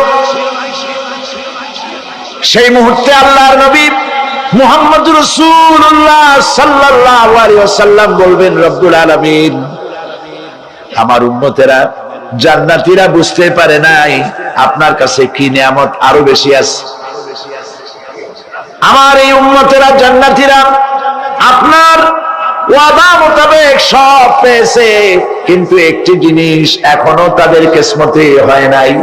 সেই জিনিসটা হলো, যারা তার রবকে না দেখে শুধু কোরআন আর হাদিসের কথা শুনে আরবের ঘুম হারাম করে তাহাজ্জুদের নামাজ আদায় করেছিল, চোখের পানি ফেলেছিল, যারা জান্নাত দেখে নাই, জাহান্নাম দেখে নাই, আপনাকে ভয় করে যারা জীবন পরিচালনা করেছিল, যারা আপনাকে দেখে নাই, না দেখে শুধু কোরআন হাদিস বিশ্বাস করে যারা অকাতরে নিজেদের জীবন বিলায় দিয়েছিল, এই জান্নাতীরা এখন পর্যন্ত তার রবকে দেখতে পারে নাই। আল্লাহ রাব্বুল আলামিন তার সামনে থেকে 70,000 পর্দা সরে যাবে। আল্লাহ পাক বান্দাদের আরজি পুরা করার জন্য জান্নাতীদের সামনে তিনি জালোয়া ফরোজ হবে। কোরআন শরীফের ভিতরে আল্লাহ পাক বলে, জান্নাতীরা তারা আল্লাহর দিকে, জান্নাতীরা তার রবের দিকে তাকিয়ে থাকবে, আর রব তার বান্দাদের দিকে তাকায়া থাকবে। জান্নাতীরা রবকে দেখবে, সুবহানাল্লাহ, আল্লাহ পাককে দেখবে। প্রাণ খুলে আজ দোয়া করি রব্বুল আলামিন, জান্নাতের যেই পরিবেশে যেই জায়গায় তুমি দয়া করে তোমার গোলামদেরকে তুমি নিজেই দর্শন দিবে, দেখা দিবে।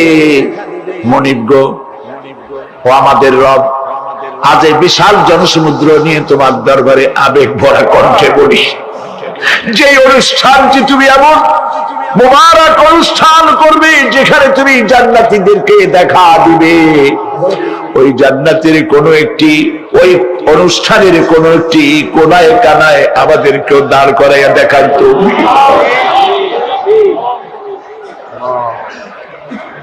প্রিয় ভাই সব, আল্লাহ রাব্বুল আলামিন মানুষের সামনে এত সব নিয়ামত রেখেছেন, এই জান্নাত দান করবেন। এরপরে আল্লাহ রাব্বুল আলামিন কোরআনে কারীমের মধ্যে বলেছেন, রব্বিস সামাওয়াতি ওয়াল আরদি ওয়া মা বাইনাহুমার রাহমানি লা ইয়ামলিকুনা মিনহু খিতাবা। এসব পুরস্কার রয়েছে তোমাদের সেই রবের পক্ষ থেকে যিনি আকাশ আর জমিনের মালিক। সুবহানাল্লাহ বলবেন না? যার সামনে কথা বলার ক্ষমতা কারো হবে না। এটি একটি মারাত্মক কথা। কিয়ামতের দিন আল্লাহর দরবারে কেউ কথা বলতে পারবে না আল্লাহর নির্দেশ ছাড়া। একটি আকীদা পরিষ্কার করে নিয়ে যান আপনাদের, সে আকীদাটা এভাবে পরিষ্কার করুন, কোন পীর সাহেব, কোন খাজা বাবা, কোন মাওলানা, কোন মুহাদ্দিস, কোন বুজুর্গ আপনাকে সুপারিশ করতে পারবে না যদি না আল্লাহ পাক তাকে কথা বলার তৌফিক না দেন। মনে থাকবে এটা? আয়াতুল কুরসির ভিতরে আমরা পড়ি, মান যাল্লাযী ইয়াশফাউ ইনদাহু ইল্লা বিইযনিহি। আল্লাহ পাক বলেছেন কিয়ামতের দিন আল্লাহর দরবারে কার সাহস আছে কথা বলতে পারে? মান যাল্লাযী ইয়াশফাউ ইনদাহু ইল্লা বিইযনিহি।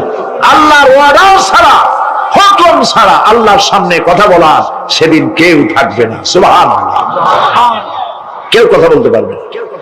সুপারিশ করতে হবে, আল্লাহ যারে বলেন তুমি করো, অমুকের জন্য করো, সেই ব্যক্তি শুধু তার জন্যই করতে পারবে, আর কেউ কথা বলতে পারবে না।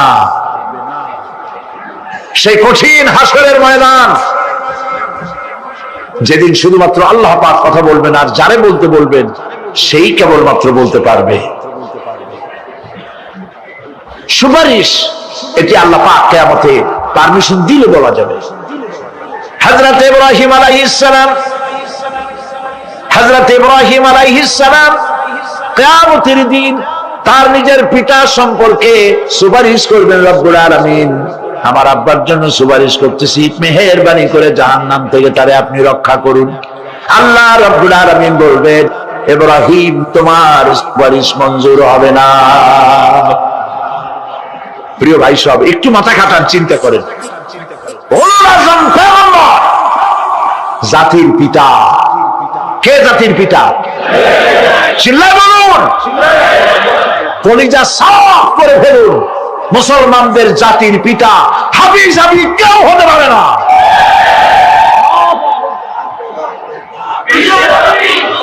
মিল্লাতা আবিকুম ইব্রাহিম। ইব্রাহিম আলাইহিস সালাম এই মিল্লাতের পিতা। সুবহানাল্লাহ। হযরত ইব্রাহিম আলাইহিস সালাম কিয়ামতের দিন বলবেন, আল্লাহ আমার আব্বার জন্য সুপারিশ করছি। আল্লাহ পাক বলবেন মঞ্জুর হবে না। আসর তোমার পিতা হতে পারে, কিন্তু আমার খলিলকে আগুনে ফেলার জন্য নমরুদকে সে সহযোগিতা করেছে, আমি তোমার পিতাকে ক্ষমা করব না। নবী করিম সাল্লাল্লাহু আলাইহি সাল্লামকে সাহাবায়ে কেরাম জিজ্ঞেস করেছেন, হে রাসূল আপনার আব্বা এবং আম্মার অবস্থা কি হবে? নবী করিম সাল্লাল্লাহু আলাইহি সাল্লাম কেঁদে ফেলেছেন, সাফ করেছেন, আমি তাদের কোনো উপকারে আসব না। আল্লাহু আকবার। আপনি মনে করছেন নাকি যে ইয়া নবী সালাম আলাইকা বলি অমনি নবী সুপারিশ পাবেন? এত সহজ। কতগুলো রসগোল্লা খাইলেন আর বড় একটা মিছিল করলেন আর অমনি চলে যাবেন? পৃথিবীর সব মানুষ, সাহাবায়ে কেরাম বাদ দেন, পৃথিবীর সমস্ত মানুষ একত্রিত হয়ে আবু তালেব রাসূলুল্লাহকে যে ভালোবেসেছেন, ওর 1000 ভাগের 1 ভাগও সারা দুনিয়ার মানুষ রাসূলুল্লাহকে ভালোবাসতে পারবে? পারবে? নিজের ছেলে আলীকে, আলী রাদিয়াল্লাহু তাআলা আনহুকে আলাদা বিছানায় শোয়াইয়া, ছোট্ট মানুষ হযরত আলী আলাদা জায়গায় রাখিয়া মুহাম্মদুর রাসূলুল্লাহ সাল্লাল্লাহু আলাইহি ওয়াসাল্লাম এতিম মানুষ তারে কলিজার সাথে বুকের মধ্যে আশ্রয় দিয়ে আগলে রেখেছেন বুক করে। সেই আবু তালেব মৃত্যুর সময় নবী করিম সাল্লাল্লাহু আলাইহি ওয়াসাল্লাম বলেছিলেন, চাচা একটি বার আমার কানে তাওহীদের কালেমা শোনায় দেয়। আবু তালেব তার কিসমতে ছিল না কালেমা। মরে যাওয়ার পর একজন সাহাবী বলেছিলেন, ইয়া রাসূলুল্লাহ, মৃত্যুর সময় আবু তালেবের মুখ আমি নড়তে দেখেছি, তিনি কালেমা পড়েছেন সম্ভবত। রাসূলুল্লাহ সাফ বলেছেন, আমি শুনি নাই। এত ভালোবাসার পরেও হাদিস শরীফে এসেছে আবু তালেব জাহান্নামে যাবে। কোথায় যাবে? জাহান্নামে। সবচাইতে কম আযাব হবে কার? আবু তালেবের। কম আযাবটা কি? হাদিস শরীফে এসেছে কম আযাব হলো জাহান্নামের আগুন দিয়ে এক জোড়া জুতা তৈরি করে আবু তালেবের পায়ে পরিয়ে দেওয়া হবে। সেই জাহান্নামের আগুনের তৈরি করা জুতার তাপে আবু তালেবের মাথার ঘিলুগুলো টকবক করে বউ পড়তে লাগবে। এত ভালোবেসে যদি কিয়ামতে উপায় না হয়, আপনি ইয়া নবী সালাম আলাইকা, ইয়া রাসূল সালাম আলাইকা, আর কতগুলো জিলাপি খাইলেন, বড় একটা মিছিল করলেন। প্রিয় ভাই সব, এইসব বেদাত ছাড়ুন, এগুলি সুস্পষ্ট বিদাত। রাসূলুল্লাহকে ভালোবাসবেন, সাহাবীরা যেভাবে ভালোবেসেছেন ওইভাবে ভালোবাসবেন। আল্লাহ রাব্বুল আলামিন বলেন, যালিকাল ইয়াউমুল হক ফামান শাআ ইত্তাখাযা ইলা রাব্বিহি মাআবা। এই দিনটি অবশ্যই আসবে, সেদিনটি নিশ্চিতভাবে আসবে। আর এখন যার ইচ্ছা সে তার রবের দিকে অগ্রসর হোক। ইন্না আনজারনাকুম আযাবান করিবান ইয়াওমা ইয়ানজুরুল মার'উ মা কদ্দামাত ইয়াদাহু ওয়া ইয়াকুলুল কাফিরু ইয়া লাইতানি কুনতু তুরাবা। ইন্না আনজারনাকুম আযাবান করিবা, খুব নিকটবর্তী একটি আযাব সম্পর্কে আমি তোমাদেরকে সতর্ক করে দিলাম। কে বলতেছে? আল্লাহ পাক। লক্ষ্য করুন আল্লাহ কি বলছেন, খুব নিকটবর্তী একটি কঠিন শাস্তি, আযাব অর্থাৎ কিয়ামত, এ সম্পর্কে আমি তোমাদেরকে সতর্ক করে দিলাম। ইয়াউমা ইয়ানজুরুল মার'উ মা কদ্দামাত ইয়াদা, সেদিন প্রত্যেকটি লোক যা সে পাঠিয়ে দিয়েছিল এখানে, অর্থাৎ যা করেছিল সেগুলি সে দেখতে পাবে। আর তখন ওয়ায়াকুলুল কাফিরু ইয়া লাইতানি কুনতু তুরাবা। সেই কিয়ামতের ময়দানে অবস্থা দেখে কাফেররা বলবে, আহারে মানুষ না হইয়া যদি মাটি হইয়া যেতাম, যদি মাটি হতাম, যদি মানুষ না হয়ে না জন্মতাম, আজ এই হাসরের ময়দানে এইখানে এই বিচারের মুখোমুখি হতাম না, মাটি হইলে বরং অনেক ভালো হতো। এই পৃথিবীতে আমরা এসেছি, চলে যাব, যাওয়ার আগে এই কোরআন একটি বিশাল জনগোষ্ঠী এমন বানাতে চেয়েছে যে জনগোষ্ঠী এই কোরআন দিয়ে একটি বিশাল সমাজ গড়বে, রাষ্ট্র গড়বে, এমন রাষ্ট্র গড়বে যেই রাষ্ট্রে দুঃখ থাকবে না, অশান্তি থাকবে না, যেখানে সুখ থাকবে, সমৃদ্ধি থাকবে, আর কিয়ামতের দিন আল্লাহর জান্নাতে তারা চলে যাবে। তেমন একটি সমাজকে আমরা চাই।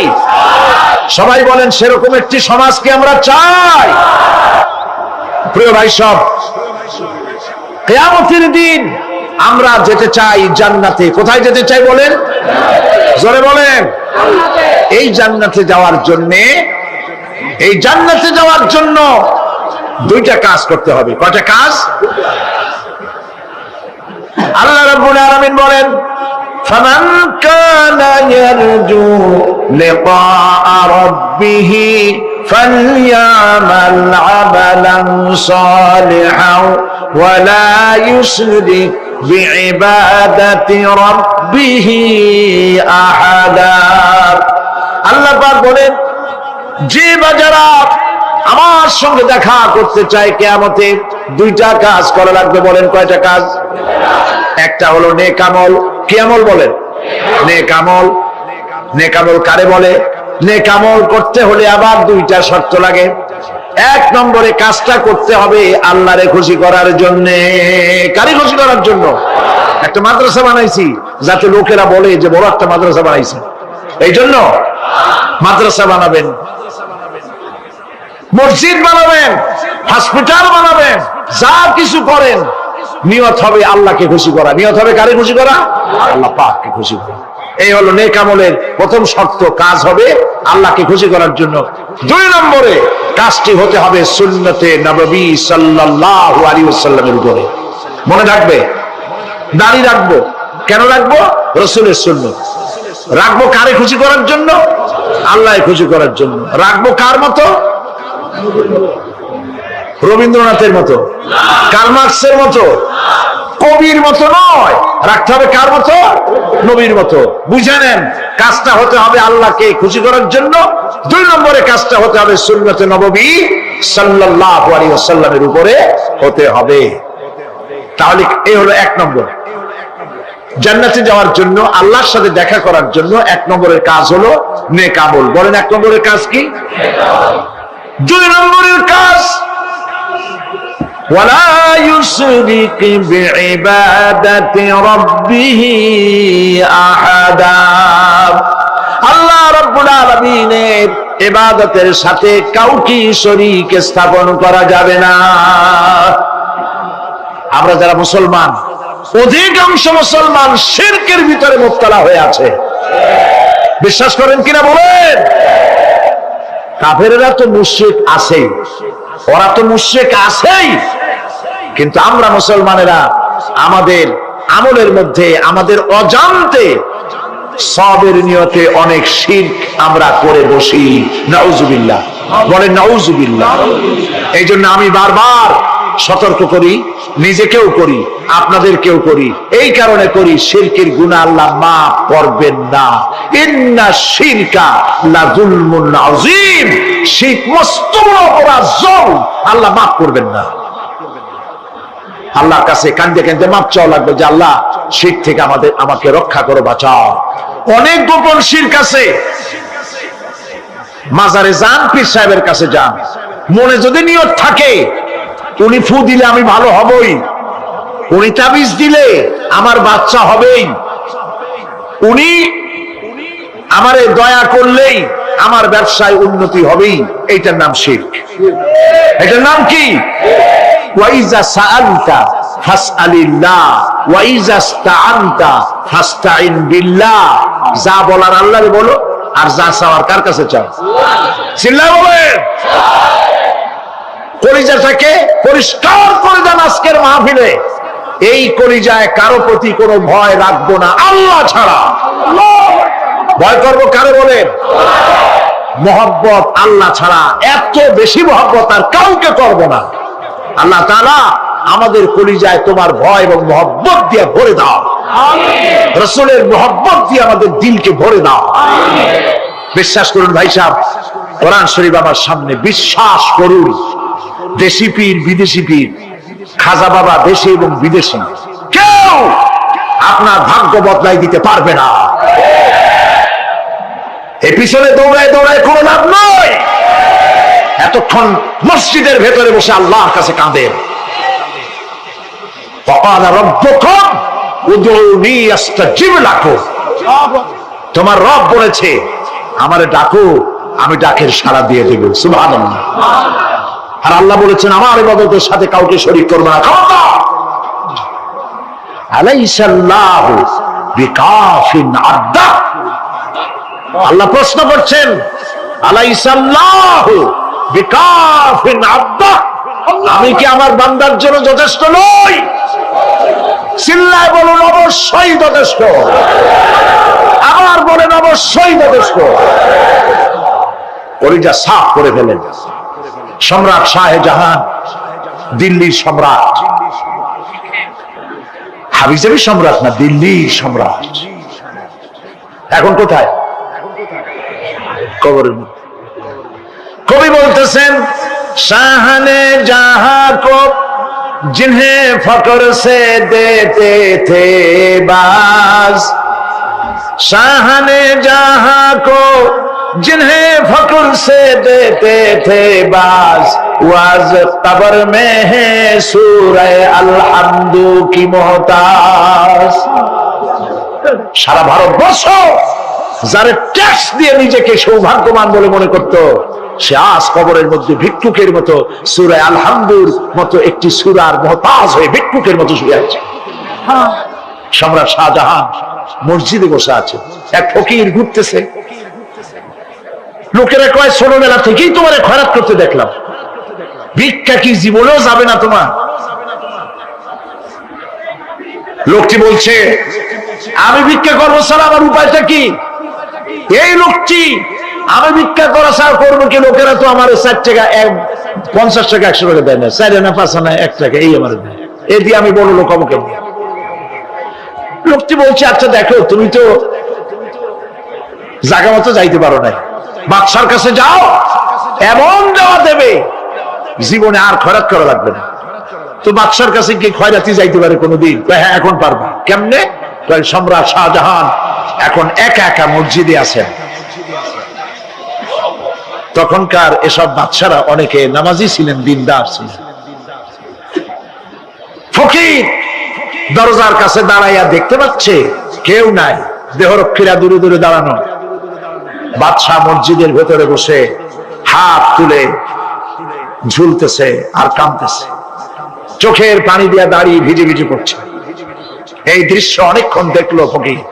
কিছুক্ষণ পর সম্রাট শাহজাহান মসজিদ থেকে বেরিয়ে আসছে। ফকির বলছে, আসসালামু আলাইকুম হুজুর। তিনি বললেন, ওয়ালাইকুম আসসালাম। চলে গেল। বাদশা বলল, আমার কাছে তো কেউ আইসা কিছু না চাইয়া তো যায় না, এরে দেখলাম খয়রাতির মতো কিছু চাইলো না, বেটা ভয় করলো নাকি?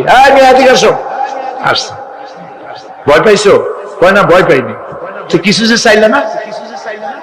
ফকির বলছে, জাহাপানা, সত্যিই কিছু চাইতে আসছিলাম, তারপর চাইলে না কেন? ফকির বলছে, জাহাপানা, সারা জীবন ভিক্ষা করেছি, আর আজ দিল্লির সম্রাটের কাছে বেশি পাওয়ার লোভে এসেছি না, কিন্তু আপনার দশা দেখা আমার জ্ঞানের চোখ খুলে গেছে। আমি লক্ষ্য করে দেখলাম, আমি সম্রাটের কাছে চাইতে এসেছি, হাত তুলি নাই, বিনয় প্রকাশ করি নাই, চোখের পানি ফেলি নাই, কিন্তু লক্ষ্য করে দেখলাম দিল্লির সম্রাট আমার চাইতেও বড় ভিক্ষুকের মতো। আবার কোন সম্রাটের কাছে হাত তুলে কান্দে? আমার জ্ঞানের চোখ খুলে গিয়েছে, আমি বুঝতে পেরেছি সম্রাট কান্দে যেই সম্রাটের কাছে, তারে ছাড়া আর কারো কাছে জীবনে চাইব না।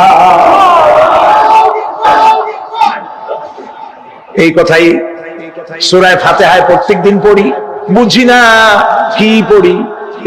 ইয়াকা না'বুদু ওয়া ইয়াকা নাস্তাঈন। আয় আল্লাহ, একমাত্র তোমার গোলামি করি আর তোমার কাছে সাহায্য চাই, তুমি ছাড়া কারো কাছে সাহায্য চাই না। কলিজা সাফ করুন। কোন মরা পীর, কোন জিন্দা পীর আপনার মনের আশা পুরা করতে পারবে না, পারবে না, পারবে না।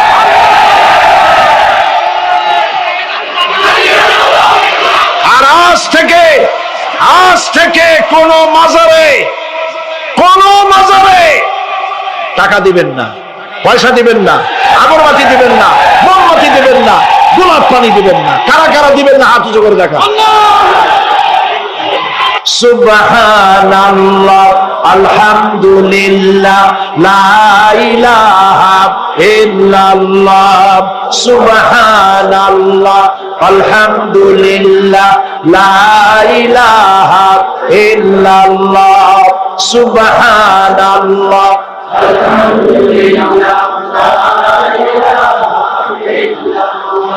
লা ইলাহা ইল্লাল্লাহ, মুহাম্মাদুর রাসূলুল্লাহ। আল্লাহুম্মা আমিন। ربنا ظلمنا أنفسنا وإن لم تغفر لنا وترحمنا لنكونن من الخاسرين رب العالمين तमाम পৃথিবীর মাটির নিচে যত মুমিন মুমিনাত শুয়ে আছে আল্লাহ কবরগুলি কি জান্নাতের টুকরা বানায়া দাও। আয় আল্লাহ তাআলা, এই মুহূর্তে মনে পড়ে গেল আমাদের মা বাপের কথা। রব্বুল আলামিন, আমাদের আব্বা জান কত বছর আগে দুনিয়া থেকে বিদায় হয়ে গেল, নাম ধরে আর কেউ ডাকে না। কত কষ্ট করেছে, ধান বিক্রি করে, সুপারি বিক্রি করে, নিজের পেটে না দিয়া নিজের ভালো জামা না বানাইয়া আমাদের লেখাপড়া শিখাইছে, বাড়িঘর বানালো। আর একদিন তোমার ডাকে সাড়া দিয়া চলে গেল। যুগের পরে যুগ চলে গেল, বাপের মুখ আর দেখি না। আল্লাহ তাআলা আমাদের আব্বা জান যাদের দুনিয়া থেকে বিদায় হয়ে গেছে, কবরটাকে বেহেশত বানায়। তুমি সম্রাটের সম্রাট, তুমি রাজাধিরাজ, তোমার মহব্বত ছাড়া কোনো মহব্বত যেন কলিজায় থাকে না মাবুদ। তোমাকে ছাড়া কাউকে যেন ভয় করি না মাবুদ। সারা জীবন শিরক আর বিদআত থেকে আমাদের তুমি বাঁচাও আল্লাহ। তোমার জাহান্নামকে আমরা ভয় পাই। আল্লাহুম্মা আজিরনা মিনান নার, আল্লাহুম্মা আজিরনা মিনান নার, আল্লাহুম্মা আজিরনা মিনান নার। রব্বানা তাকাব্বাল মিন্না ইন্নাকা আনতাস সামিউল আলিম ওয়া তুব আলাইনা ইন্নাকা আনতাত তাওয়াবুর রহিম। সুবহান রাব্বিকা রাব্বিল ইজ্জাতি আম্মা ইয়াসিফুন ওয়া সালামুন আলাল মুরসালিন ওয়ালহামদুলিল্লাহি রাব্বিল আলামিন। ওয়াজআল আখিরা কালামিনা ইনদাল মাউত লা ইলাহা ইল্লাল্লাহু মুহাম্মাদুর রাসূলুল্লাহ। কিয়ামতের দিন আল্লাহ পাক তোমাদের সাথে কি ব্যবহার করবেন। এই আয়াত নাযিল হওয়ার পর আল্লাহর হাবিব তার মেয়েকে ডাকলেন, জামাইকে ডাকলেন, নাতিদেরকে ডাকলেন, আহলে বাইতদেরকে ডাকলেন, আর বললেন, ও আমার মেয়ে কলিজার টুকরা ফাতেমা গো, শোনো, কেবলমাত্র আয়াত নাজিল হয়ে গেল, আল্লাহ পাক আমাকে শুনাইছেন কিয়ামতের দিন আমি জানি না আমার সঙ্গে কি ব্যবহার করা হবে, আর এও জানি না যে তোমাদের সাথে কি ব্যবহার করা হবে। ও আমার কলিজার টুকরা মেয়ে ফাতেমা, কিয়ামতের দিন মুহাম্মদ সাল্লাল্লাহু আলাইহি সাল্লামের মেয়ে এই হিসাবে তোমার নাজাতের ফয়সালা হবে না। ও আমার কলিজার টুকরা নাতি হাসান আর হোসেন, কিয়ামতের দিন মুহাম্মদ সাল্লাল্লাহু আলাইহি সাল্লামের নাতি হিসাবে ফয়সালা হবে না। ও আমার জামাই হযরতে আলী, কিয়ামতের দিন আমার জামাই হিসাবে নাজাতের ফয়সালা হবে না। আমল যদি ভালো হয় ফয়সালা ভালো হবে, জান্নাতে চলে যাবে। আমল যদি খারাপ হয় কার নাতি কার জামাই দেখা হবে না। সুবহানাল্লাহ। কঠিন কিয়ামতের মাঠ। এই পরকালের বিশ্বাস যদি কলিজার মধ্যে ঢোকে মানুষ ভালো হয়ে যাবে। কোন সুবহানাল্লাহ। আপনাদের দৃষ্টিতে পারবে। কথার জবাব যে দিলেন না, পুলিশে কি মানুষের চরিত্র ভালো বানাইতে পারবে? পুলিশের চরিত্র ভালো বানাবে কেনা, সেটাই তো কথা। মানুষের চরিত্র যাতে ভালো থাকে, মানুষের জন্য খারাপ কাম না করে, সেজন্য পুলিশ। পুলিশ যাতে খারাপ কাম না করে, সেজন্য আরো একটা ডিপার্টমেন্ট আছে না? তারা যাতে খারাপ কাজ না করে, সেজন্য আর একটা আছে। এন্টি করাপশনের আবার এন্টি করাপশন আছে। তার উপর আবার এন্টি করাপশন আছে, এন্টিটার অভাব নাই। সুতরাং পুলিশ দিয়া, বিডিআর দিয়া, আর্মি দিয়া মানুষের, দেশের, জাতির চরিত্র ভালো বানানো যায় না। রাসূলুল্লাহ এ দিয়ে বানান না, এটা ইসলামের নিয়ম নয়। পুলিশ দিয়া, আর্মি দিয়া দেশের মানুষের চরিত্র ভালো বানানো যায় না। চরিত্র ভালো বানানো যায় কেবলমাত্র পরকালের ভয় দিয়া। কি কিসের ভয় দিয়া?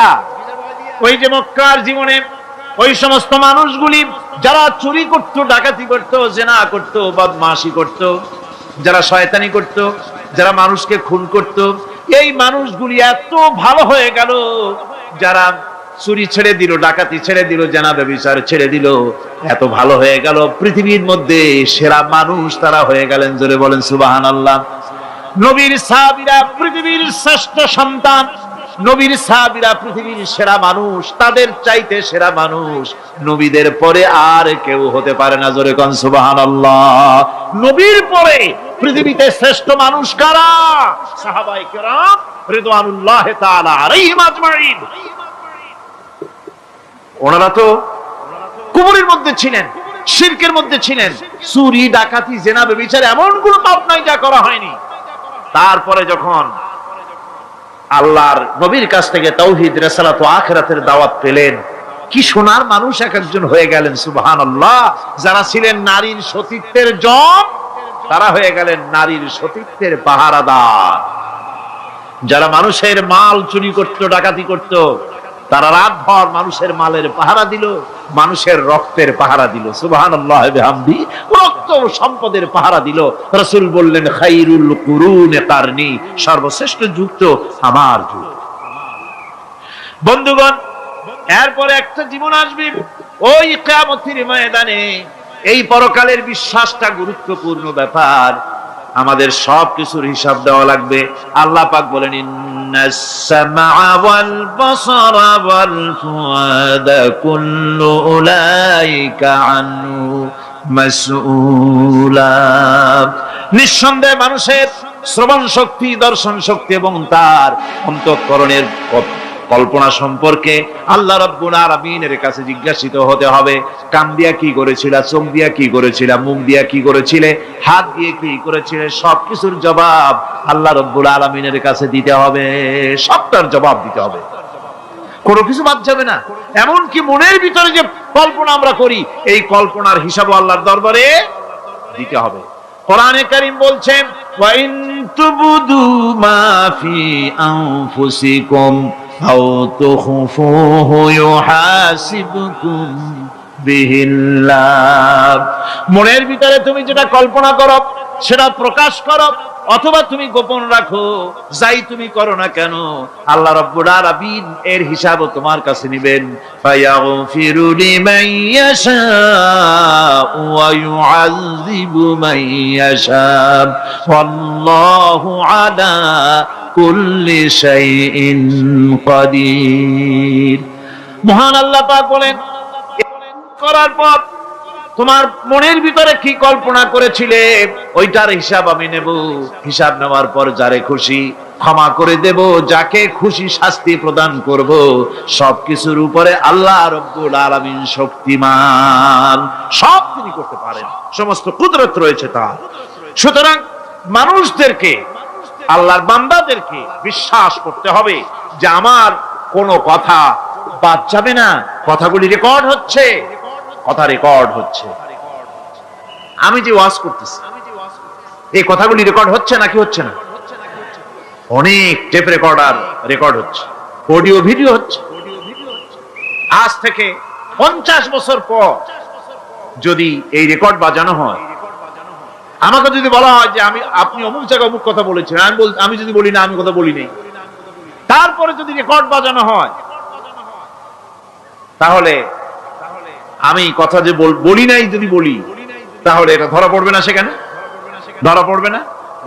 তাহলে এই মানুষের কথা প্লাস্টিকের ফিতায় রেকর্ড করে 50 বছর, 100 বছর, 200 বছর, 500 বছর যদি প্লাস্টিকের ফিতায় এটাকে চলচ্চিত্র করে অথবা টেপ রেকর্ডারে করে যদি ধরে রাখা যায়, এই বুদ্ধিটা কে দিলেন কত দেখি? সবাই কন্যা এই বুদ্ধিটা দিলেন কে? যে আল্লাহ রাব্বুল আলামিন মানুষের মাথায় বুদ্ধি দিলেন যার দ্বারা সে মানুষের কথাবার্তা অ্যাক্টিভিটি সব ধরে রাখতে পারে। সে আল্লাহ রাব্বুল আলামিন বুঝি আপনার আমার কথা এবং আপনার আমার অ্যাক্টিভিটিস কে তিনি বুঝি ধরে রাখতে পারবেন না কিয়ামত পর্যন্ত? পারবেন কিনা? সেজন্য রব্বুল আলামিন বলেন, মা ইয়ালফিযু মিন কাওলিন ইল্লা লাদাইহি রাকীবুন আতীদ। সমস্ত কথা রেকর্ড হচ্ছে। সুবহানাল্লাহ কোন জোরে! সমস্ত কথা রেকর্ড হচ্ছে, একটা কথা বাদ যাবে না। মুখ আছে বলেই কথা বলবেন তা না, হিসাব করে কথা বলতে হবে। গীবত গাওয়া যাবে না, মিথ্যা কথা বলা যাবে না, মিথ্যা ওয়াদা করা যাবে না। মিথ্যা ওয়াদার তো মৌসুম এসে গেছে। কি কোন বোঝেন কথা? হ্যাঁ, মিথ্যা ওয়াদা মৌসুম এসে গেছে। এখন মৌসুমে বাহার, মিথ্যা বলার। কত সুন্দর সুন্দর ওয়াদা, সোনা দিয়া রাস্তা বানায় দেবো। অভুক্ত মানুষদের বলা হয় না খেয়ে মরবেন না, কিন্তু কি খেয়ে মরবে তাও কয়। আমরা যদি যাইতে পারি তাহলে মটকির মতো রসগোল্লা বানাই দেব, গরুর গাড়ির চাকার মতো জিলাপি বানাই দেব। খাইতে গিয়ে হা করে চিত হয়ে থাকবে। কত রঙিন রঙিন কথা। মিথ্যা ওয়াদার সময় এসেছে। ভাইরা আমার, পরকাল যদি বিশ্বাস করে সেই ব্যক্তি কিছুতেই মুখ আছে বলেই যা খুশি বলবে না, পরনিন্দা করবে না, পরচর্চা করবে না, হাত আছে বলেই যা তা লিখবে না। ঘটনা হইল একটা, লিখলো আর একটা। কলম একটা আছে বলেই যা খুশি তা লেখা যায় না, মুখ আছে বলেই যা খুশি তা বলা যায় না, চোখ আছে বলেই যা খুশি তা দেখা যায় না। গরু খাওয়া জায়েজ করা হয়েছে বলে গরুর লেজ থেকে মাথা পর্যন্ত পাইকারি দরে সব খাওয়া যায় না। গরু খাওয়া হারাম না হালাল? হালাল। পাইকারি দরে লেজ থেকে মাথা পর্যন্ত সব খাওয়া হালাল না। ওর মধ্যে আল্লাহ কিছু হারাম রেখে দিছে, সেগুলোকে বাইসে খাইতে হবে। আল্লাহ দেখতে চান পাইকারি দরে জমের খাওয়া খাও না আমার হারাম গুলি বাদ দিয়া খাও, নিষেধ করা গুলি বাদ দিয়া খাও। মুখ আছে বলেই যা খুশি তা বলা যাবে না, কান আছে বলেই যা খুশি তা শোনা যাবে না, চোখ আছে বলেই যা খুশি তা দেখা যাবে না, হাত পা আছে বলেই যা খুশি তা করা যাবে না। সবটার পেছনে আল্লাহ রাব্বুল আলামিনকে ভয় করা লাগবে। মহান আল্লাহ রাব্বুল আলামিন বলে, বান্দারে তোমার সমস্ত কার্যাবলী এমনকি তোমার চাহনিটা পর্যন্ত কার দিকে কি নিয়তে তাকায়ছো কেউ জানে না, আমি আল্লাহ রাব্বুল আলামিন জানি। وَيَعْلَمُ خَائِنَةَ الْأَعْيُنِ وَمَا تُخْفِي الصُّدُورُ। তোমার অন্তঃকরণ কি জিনিস গোপন করে আর তোমার চক্ষু কি লুকোচুরি খেলে আমি টের পাই। সুবহানাল্লাহ বিহামদি। চশমার ফাঁক দিয়া কি দেখো, কারে দেখো, কি নজরে দেখো, সানগ্লাস পরিয়া কেউ ঠিক পায় না, আমি ঠিক পাই। সুবহানাল্লাহ, জোরে কোন সুবহানাল্লাহ।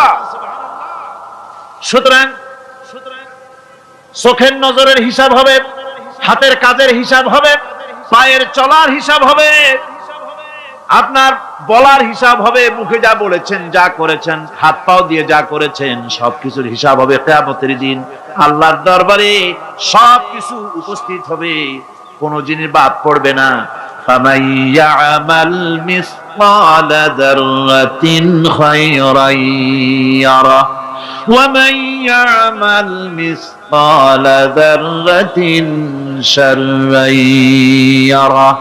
ছোট্ট একটা ভালো কাজ যদি করো তাও হাজির করা হবে সামান্যতম ভালো কাজও তোমার বাদ পড়বে না। আর ক্ষুদ্রতম কোনো খারাপ কাজ করলে তাও উপস্থিত করা হবে সব তোমার সামনে, কোনো জিনিস বাদ পড়বে না, সব দেখতে পাবে কিয়ামতের দিন। ভালো কাজটাও আর খারাপ কাজটাও আল্লাহর কাছে সেদিন আল্লাহ পাক মানুষের সামনে উপস্থিত করে দিবেন। আল্লাহ পাক বলছেন সেদিন এই জমিন তার ভিতরে যা লুকায়িত ছিল জমিন সব বের করে দেবে। কাআন্নাহুম জারাদুম মুনতাশির। টিড্ডি ফড়িংগুলি পোকাগুলি মাটির থেকে যেমন বের হয়, এ মাটির ভিতরে যা আছে কিয়ামতের দিন সব মাটি বের করে দেবে। إذا زلزلت الأرض زلزالها وأخرجت الأرض أثقالها وقال الإنسان ما لها এ জমিনকে ঝাঁকি মারা হবে প্রবল এক ঝাঁকুনি, প্রবল এক ঝাঁকুনিতে এই পৃথিবীর মধ্যে যা কিছু আছে সব বেরিয়ে যাবে। সুবহানাল্লাহ কইতে ইচ্ছা করে না মিয়ারা? এক ঝাঁকুনিতে পৃথিবী সব বের করে দেবে। মানুষ হয়রান হয়ে বলবে কি হয়েছে, এ মাটির হলোটা কি? আমার বন্ধুগণ, মানুষ হয়রান হয়ে গিয়ে বলবে মাটির কি হলো? আল্লাহ রাব্বুল আলামিন বলেন ইয়াউমাইযিন তুহাদ্দিসু আখবারাহা বিআন্না রাব্বাকা আওহালাহা। জমিনের উপরে যা ঘটেছে জমিন তা সব বের করে দেবে, সব প্রকাশ করে দেবে। আর এটা এই জন্য হবে যেহেতু তার রবের হুকুম হয়েছে, তার রব হুকুম করেছে বের করে দে। জমিনের ভিতরে আছে যা সব বেরিয়ে যাবে, আকাশ ভেঙে পড়বে, পাহাড় উড়ে যাবে, জমিনের ভিতরে যা আছে সব উপরে চলে আসবে, পৃথিবীতে সব শেষ, কিচ্ছু নাই, আকাশ নাই, পাহাড় নাই, সমুদ্র নাই, সব একাকার, চন্দ্র নাই, সূর্য নাই, তারকা নাই, গ্যালাক্সি নাই, মহাশূন্য নাই, সব শেষ। আল্লাহ রাব্বুল আলামিন সমস্ত ফেরেশতাদেরকে শেষ করে দিবেন, সকলের মওত হয়ে যাবে, কেউ আর থাকবে না। এমনকি হযরতে আজরাইল মালাকুল মউত তিনিও থাকবেন না, সব আল্লাহ রাব্বুল আলামিন মৃত্যু করে দিবেন। এরপরে আল্লাহ রাব্বুল আলামিন একা তিনি বলবেন ইয়া দুনিয়া, ইয়া দুনিয়া আইনা আনহারুকি, এ পৃথিবী তোর সেই সমুদ্রগুলো কোথায়, নদীগুলি কোথায়? ইয়া দুনিয়া আইনা আশজারুকি, হে দুনিয়া তোমার গাছগুলি কোথায়? এত বন বনানি, এত গাছ ছিল।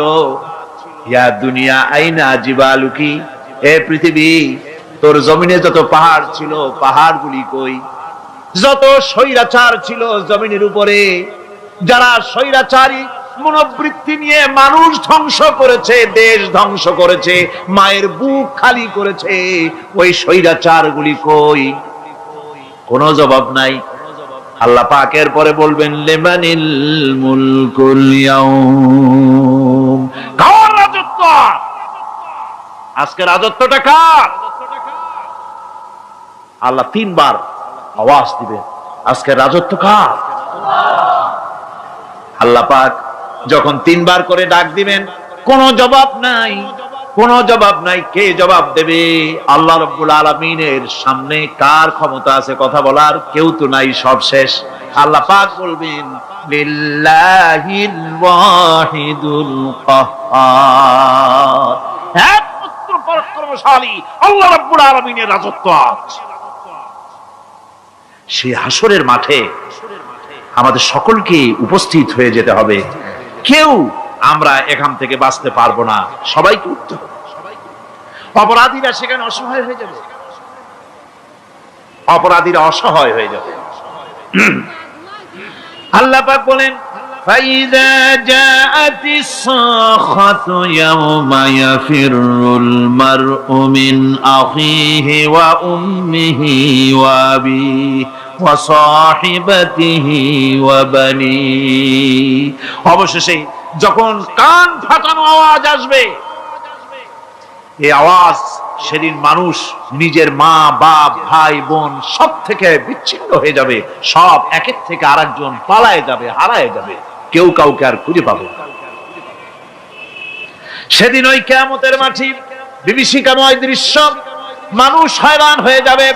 মাথার এক হাত অথবা অর্ধ মাইল অথবা এক বিগত এতটুকুন উপরে ওই প্রকাণ্ড সূর্যটার তাপ আসবে, গুনাহগারের মাথার চান্দি ফেটে গিয়া মগজগুলি গলে গলে নাক কান দিয়ে বের পড়তে লাগবে, জিহ্বাটা কুকুরের মতো ঝুলে নাভিস্থল পর্যন্ত পড়ে যাবে, মাটিটা সূর্যের উত্তাপে তামার মতো গরম হয়ে যাবে, সারা হাসর জুড়ে আওয়াজ হবে পানি পানি পানি।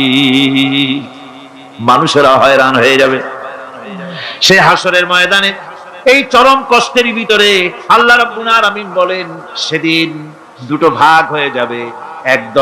একদল মানুষের চেহারা আলোয় ঝলমল হয়ে যাবে, আর একদল মানুষের চেহারাগুলি কালো হয়ে যাবে। উজুহু ইয়াউমাইদিন মুসফিরাতুন দাহিকাতুন মুস্তাবশিরা ওয়া উজুহু ইয়াউমাইদিন আলাইহা গাবারা। আল্লাহ পাক বলেন, এক শ্রেণীর মানুষের চেহারা হাস্যোজ্জ্বল ঝলমলে হয়ে যাবে, আর এক শ্রেণীর মানুষের চেহারাগুলি কালো হয়ে যাবে। তারহাকুহা কাতারা উলাইকা হুমুল কাফারাতুল ফাজারা।